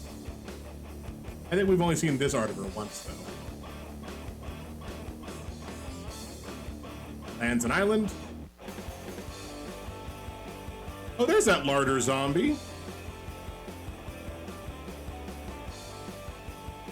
Don't mind me. I need this brain for winter. Common.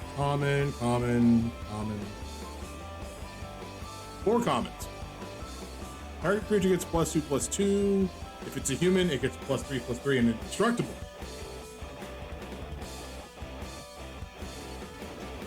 Okay, fine. Ominous Roost. 3 mana enchantment. When it enters the battlefield or whenever you cast a spell from your graveyard, create a 1/1 blue bird with flying, and this creature can only block creatures with flying.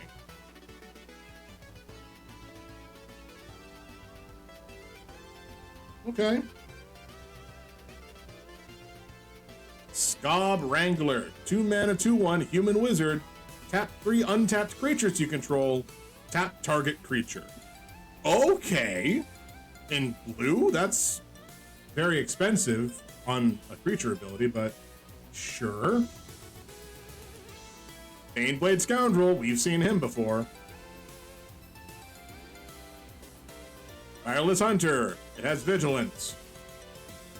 Shady Traveler, they are very much talking about Bruno. Croaking Counterpart.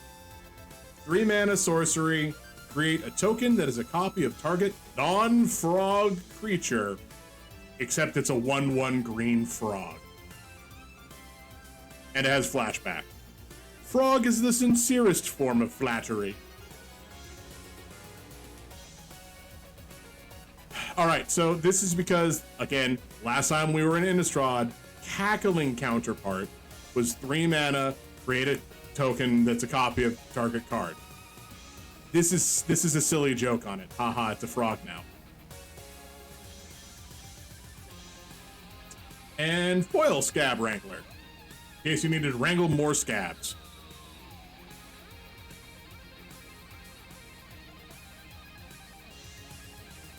Croaking Counterpart is 25 cents. Yeah, this box does not have a lot of value attributed to it.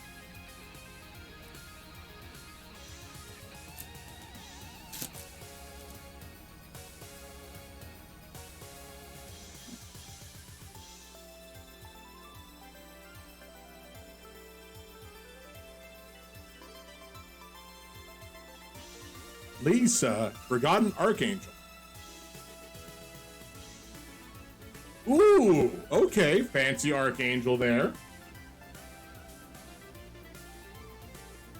Lance the Swamp. Common.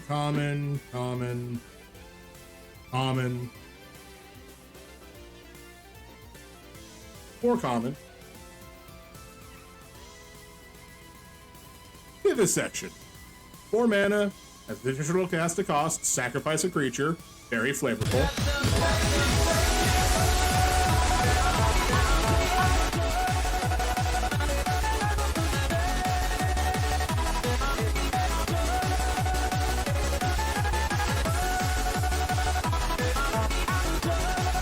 Necrosynthesis. Enchant creature has whenever another creature dies, put +1/+1 counter on this creature. And when this creature dies, look at X, where X is its power. 1 in your hand and the rest on the bottom. No, this is not good. Even for 2 mana.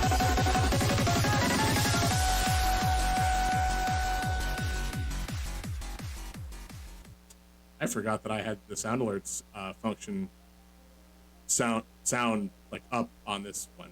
So that caught me off guard. Hello, Talia. Welcome in.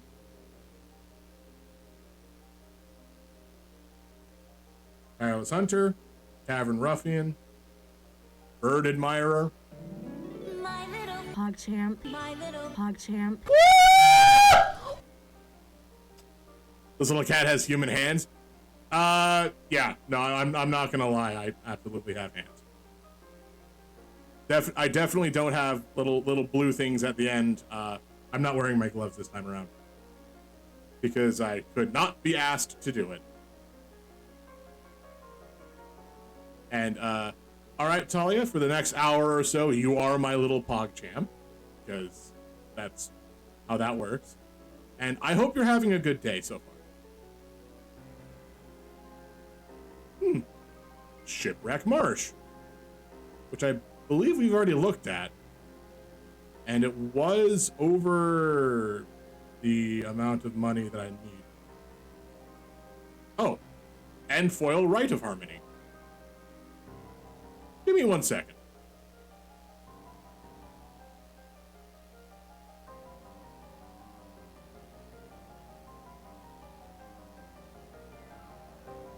Not extended, but it is foil.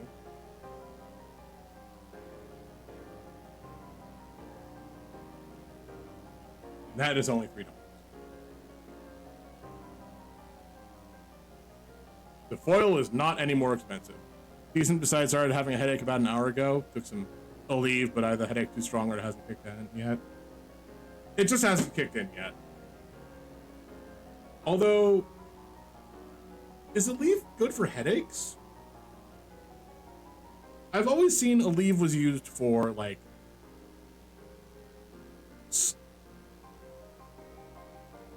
joints and swelling. Tylenol was good for headaches. But then again, Advil was also good for joints and swelling, so I don't know.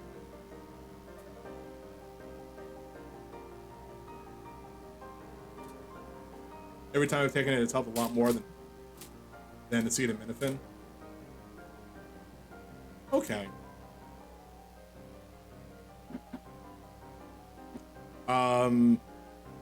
The other thing is Excedrin is usually very good.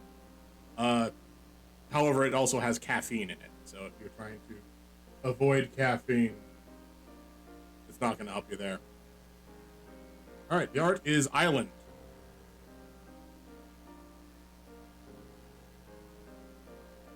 Yeah, I can get Island from that. Land is mountain. Sure. Common. What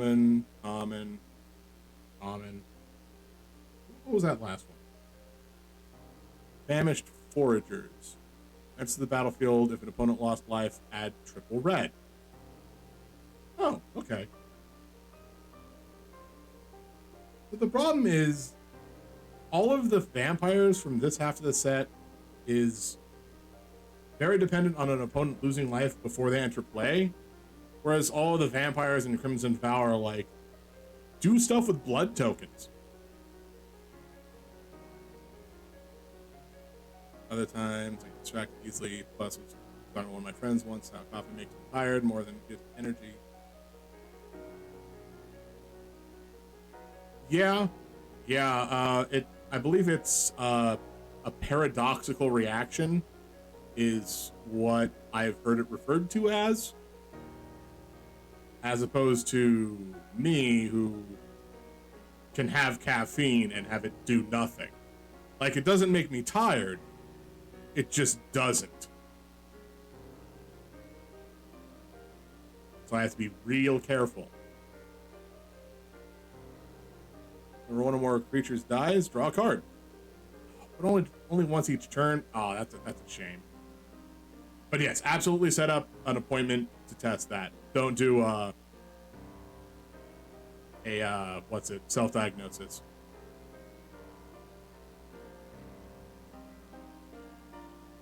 I used to drink a mug of coffee, it makes me drowsy. Soda doesn't feel like it makes me drowsy, but coffee does.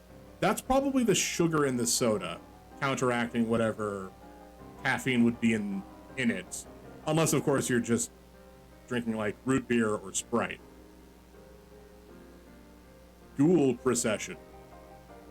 2-mana, whenever one or more non-token creatures dies, make a zombie, but only triggers once each turn. No. Visions of Ruin. Okay, I've already checked Visions of Ruin. This is like a 50-cent card. 4-mana sorcery with flashback. Each opponent sacrifices an artifact, and for each artifact sacrificed this way, create a treasure token. So 4 mana, get up to 3 treasure tokens. Maybe even 0. but it is sacrificed, so that's an answer to something.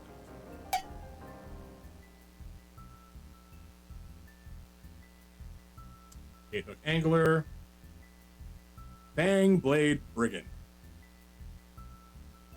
A2 it gets first strike, or A2 it gets first strike +1, or pay 5 and creatures you control get +2.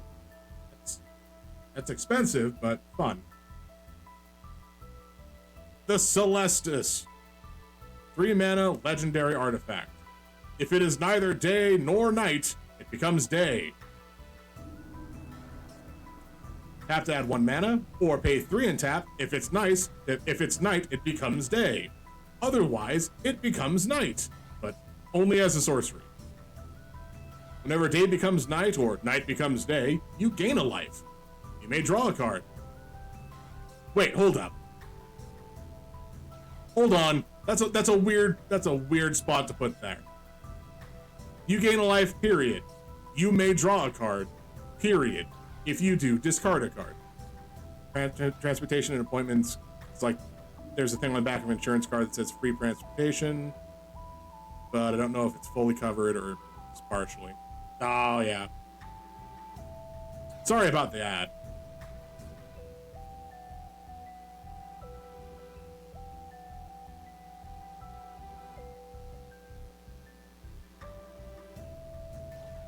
All right, so let me see.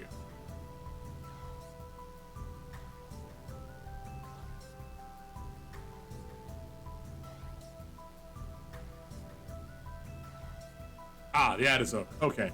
So what I was going to say is, yeah, it's really hard to figure out whether or not things like that are covered.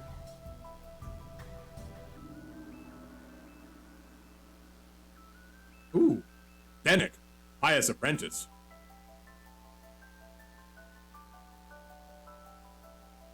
Oh yeah, no, that's definitely something you don't want to get involved in. Denick, Pious Apparition. There's a lot of text on this card.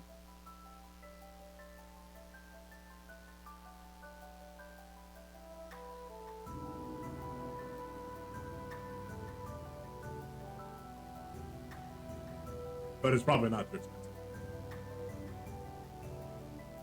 Ah, our card from the list. Invisibility from M15.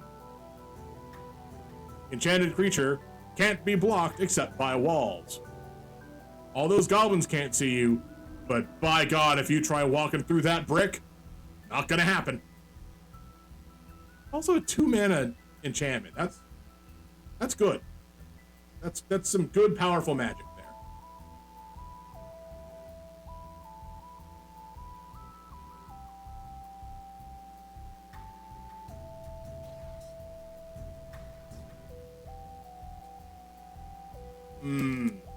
Yeah.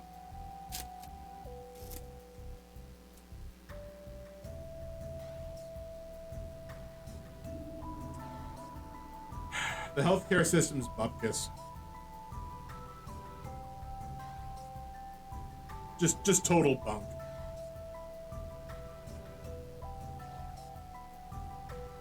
Tovolar, Midnight Scourge, which we saw. It's the other side of that Tovolar.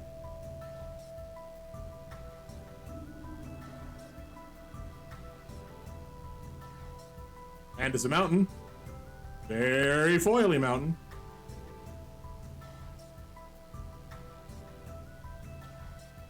And then everybody's favorite, sleep paralysis demon?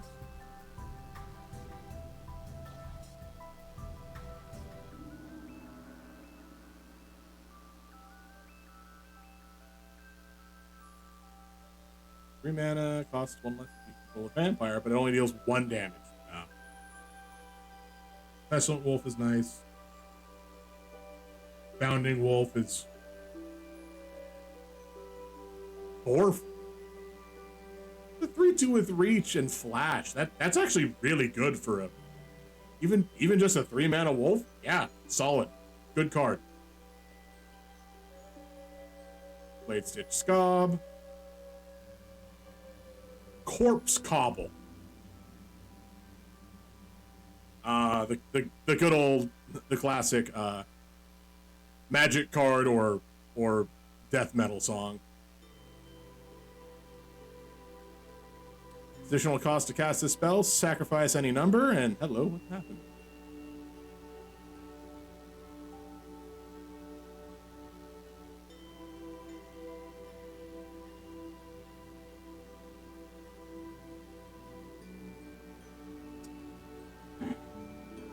I'm not getting anywhere involved in that. Like, not at all.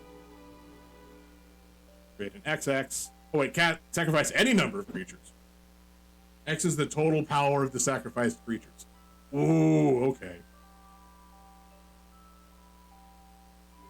And it has flashback. It's fun, but not great.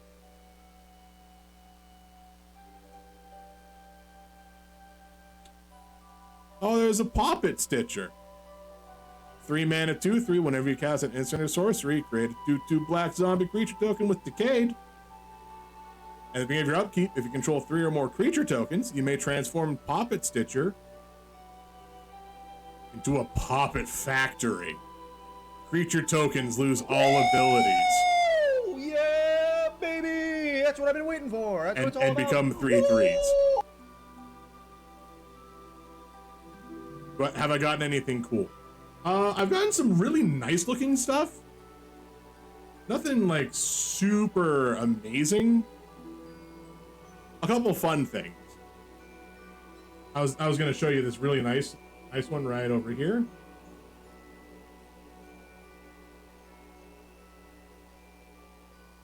It's a foil extended art planeswalker. That's some very nice art. And then she becomes a werewolf.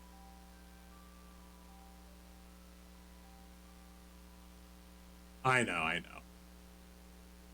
Talia.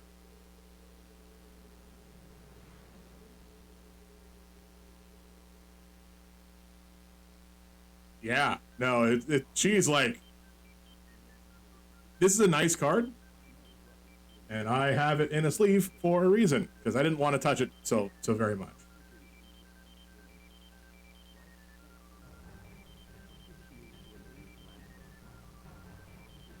Serene Sunset. X and a green for an instant. Prevent all combat damage X target creatures would deal this turn. So it's a fog, but selective. Eat the card? No, I don't eat the card. I'm not Snuffy.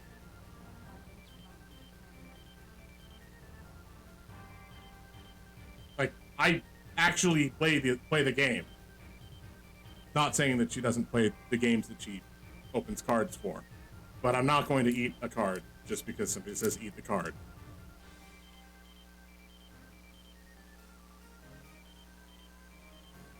I do have a certain amount of autonomy.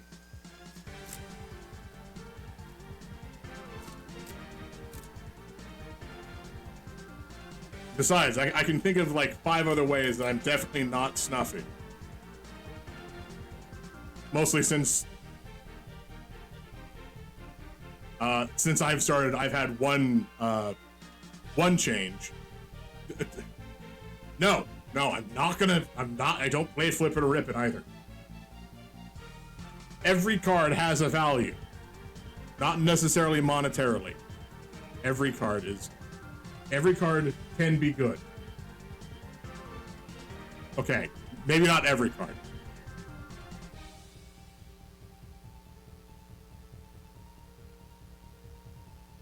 But like, you see this guy?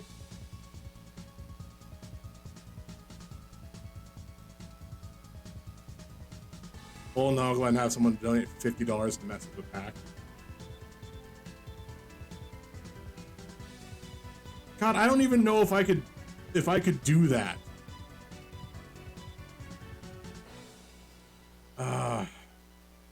I have not heard of that. I don't think I could reasonably get. I don't feel like I could do that personally, and that's a weird thing.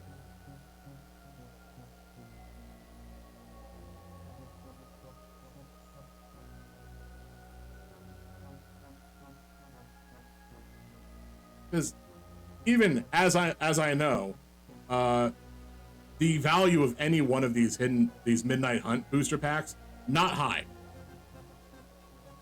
$50 to mess up a Pokemon pack before opening it. You opened it and pulled a Charizard that would have been worth like 5K.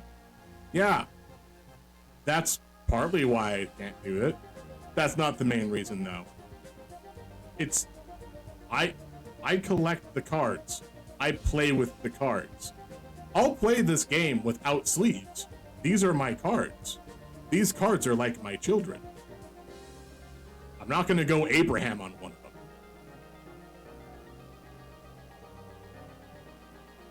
Flesh Taker. 2 mana for a 2/2 human assassin. Whenever you sacrifice another creature, you gain a life and scry 1. Pay 1, sacrifice another creature, gets +2/+2 till end of turn. There are better sacrificial outlets, but have him in play either way. Oddrix Outrider. Whenever this or another creature you control dies, put a +1/+1 counter on a creature. Rite of Oblivion. 2 mana, sorcery. As an additional cost, sacrifice a non-land permanent, exile target non-land permanent.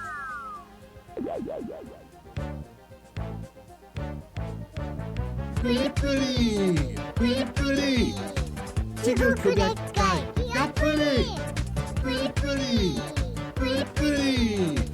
Go, Ozzy, you got pretty. Pretty, pretty, pretty, pretty. You got the happy, you got pretty. Badrick, Astral Archmage. 3 mana for a 1/2. Oh, that's not good.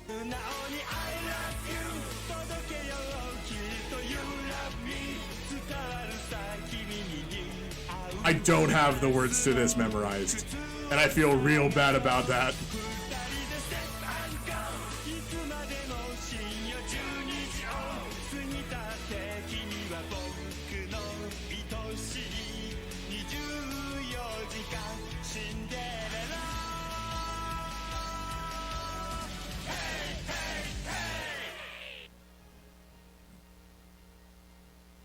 It sounds slightly familiar for some reason. Yeah, I couldn't imagine why.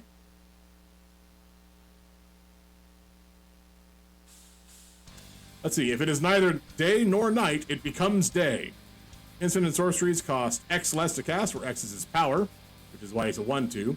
And whenever day becomes night or night becomes day, put a +1/+1 counter on him.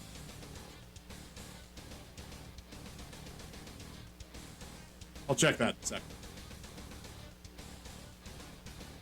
Gavany Silversmith. 3 mana, 2/3 that puts 2 +1/+1 counters.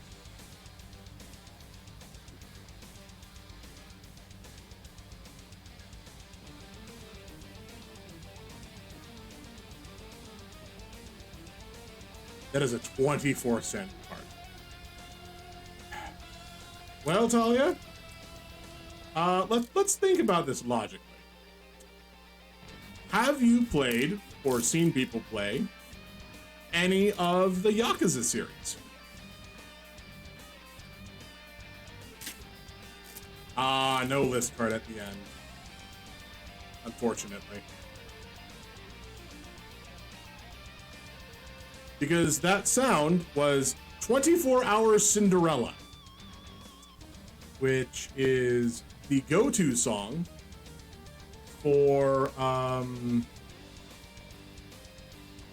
not Kiryu, but the other guy. Majima, I think? I don't actually know his name.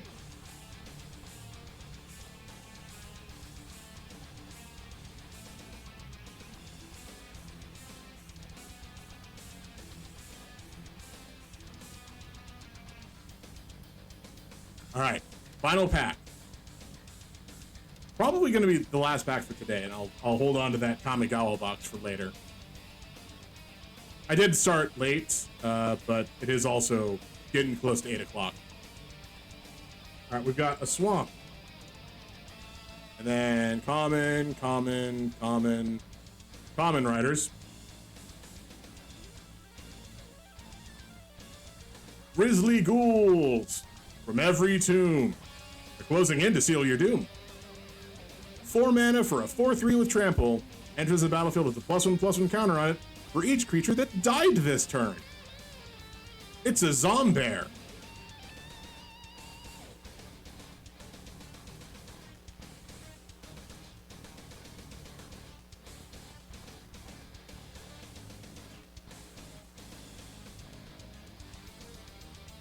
Diregraph Rebirth. 5 mana, return target creature card from your graveyard to the battlefield, but it costs 1 less for each creature that died this turn. So it could cost 2. Or 2. Visions of Duplicity. 3 mana, exchange control of 2 target creatures you don't control. Flashback is the same, costs X less, where X is the greatest mana value of a commander you own. It's not great. Tireless Hauler. Gale Drifter, another Swan Horse.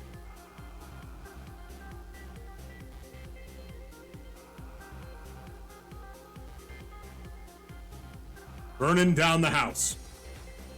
5 mana sorcery, deal 5 damage to each creature and each planeswalker, or make 3 1/1 red devils that gain haste until end of turn. You can deal 5 to each creature and each planeswalker. Why would you make 3 devils? And the final foil is Tapping at the Window. It's just a tap, tap, tapping. Gently rapping on my chambered door. It's just the wind, I thought. Nothing more.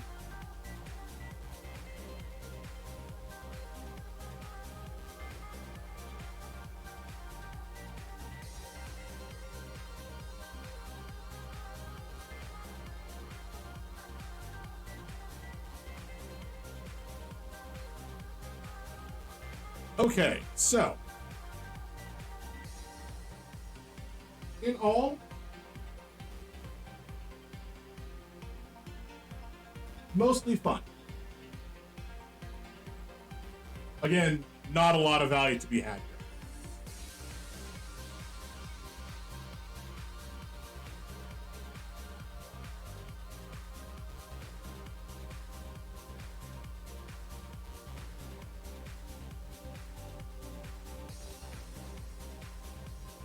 Just cleaning up my area real fast before everything's all said and done.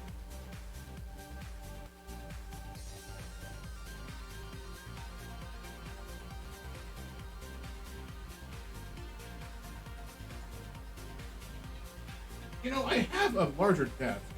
Why am I using the small one?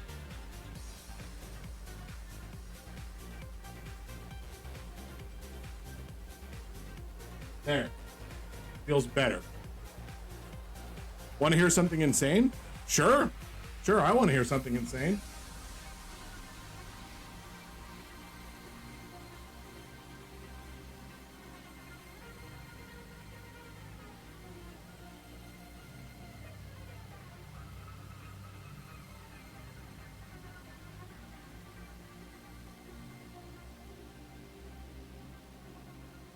Let's see. Aside from the nickel bolas, I don't think we had any.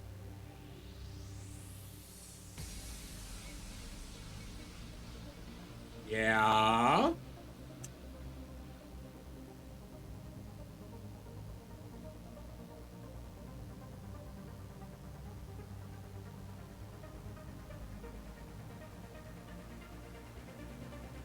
Mm-hmm.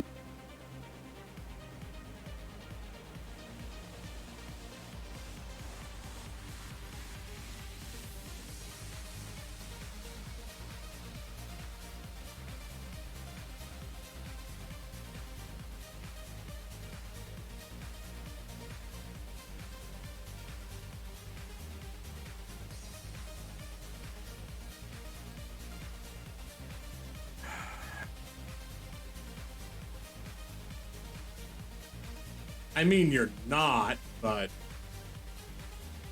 he be careful with that stuff, Dresden. Because from what I know, most commercially manufactured dabs are like 295 milligrams for a dab. So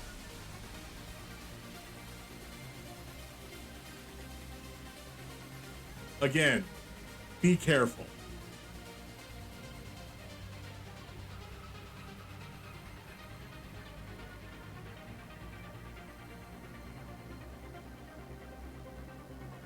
All right.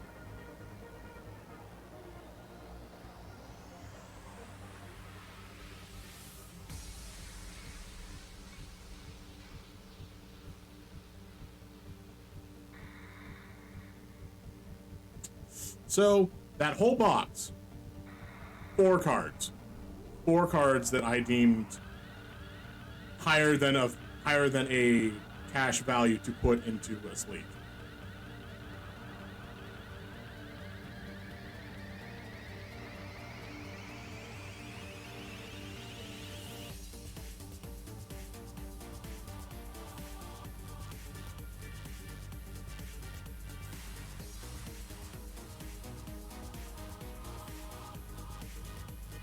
I'm gonna go back to base because I'm gonna close some stuff up. The stuff that I'm closing being the camera, and I don't want it to like fall over. And because as much as, you know, I relish keeping the illusion of what I am, which if you really wanted to know, people will probably tell you.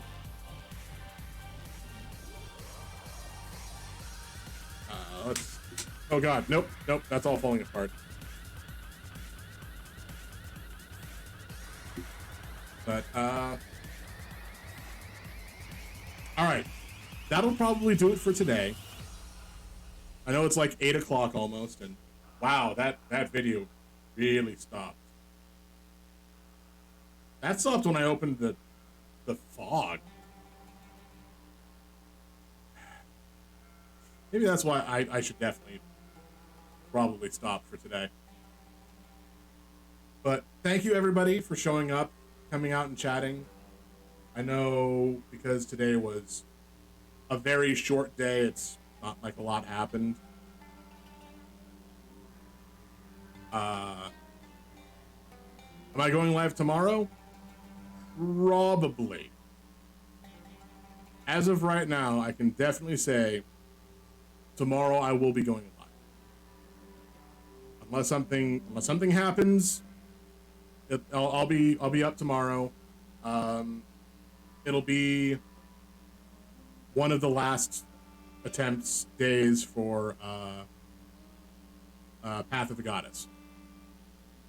We just have to deal with the sample room, and then get ourselves girded for fighting Maria. That's going to be the hard part. Maria's going to take quite a bit of girding.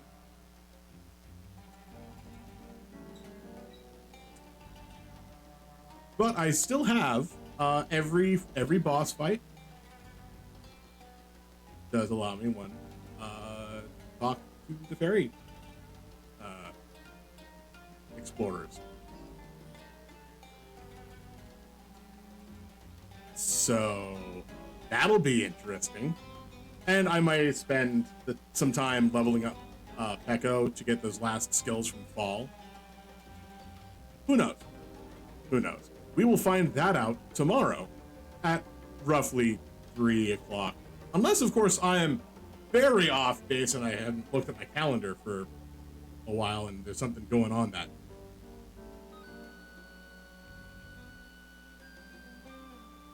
Let's just double check. Tomorrow, the 19th, just says stream. So that's my schedule. Tomorrow I stream.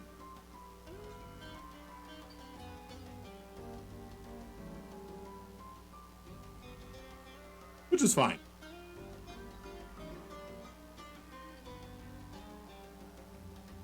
So I will see everybody here, or everybody that wants to be here, rather. 3 o'clock or so tomorrow. If something comes up beyond my control, I will let you know via probably Twitter. I should probably find a way to get a bot to say that I post stuff on Twitter into my Discord. I just don't know what to set up or how to do that.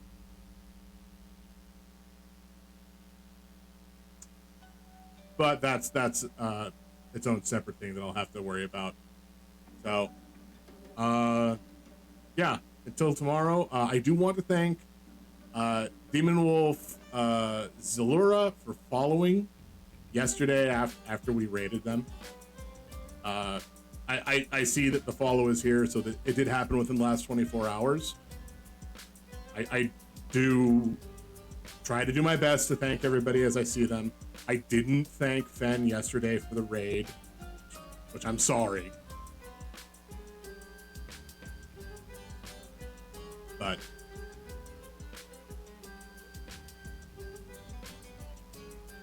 that's probably important.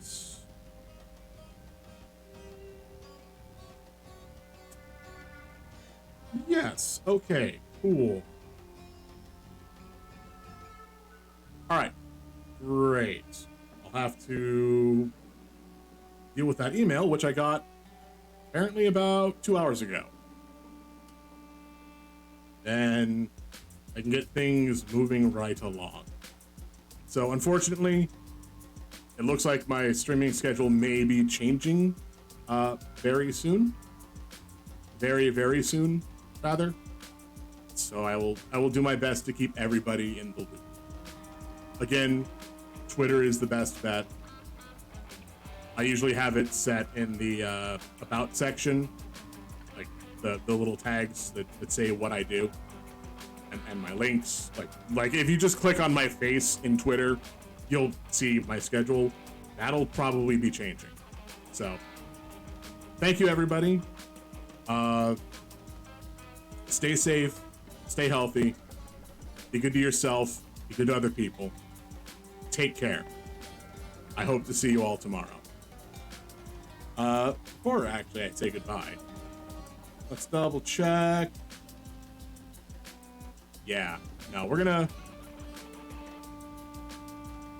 gonna raid. But yeah. Yep. Have yourself a good day, Trez. And bye.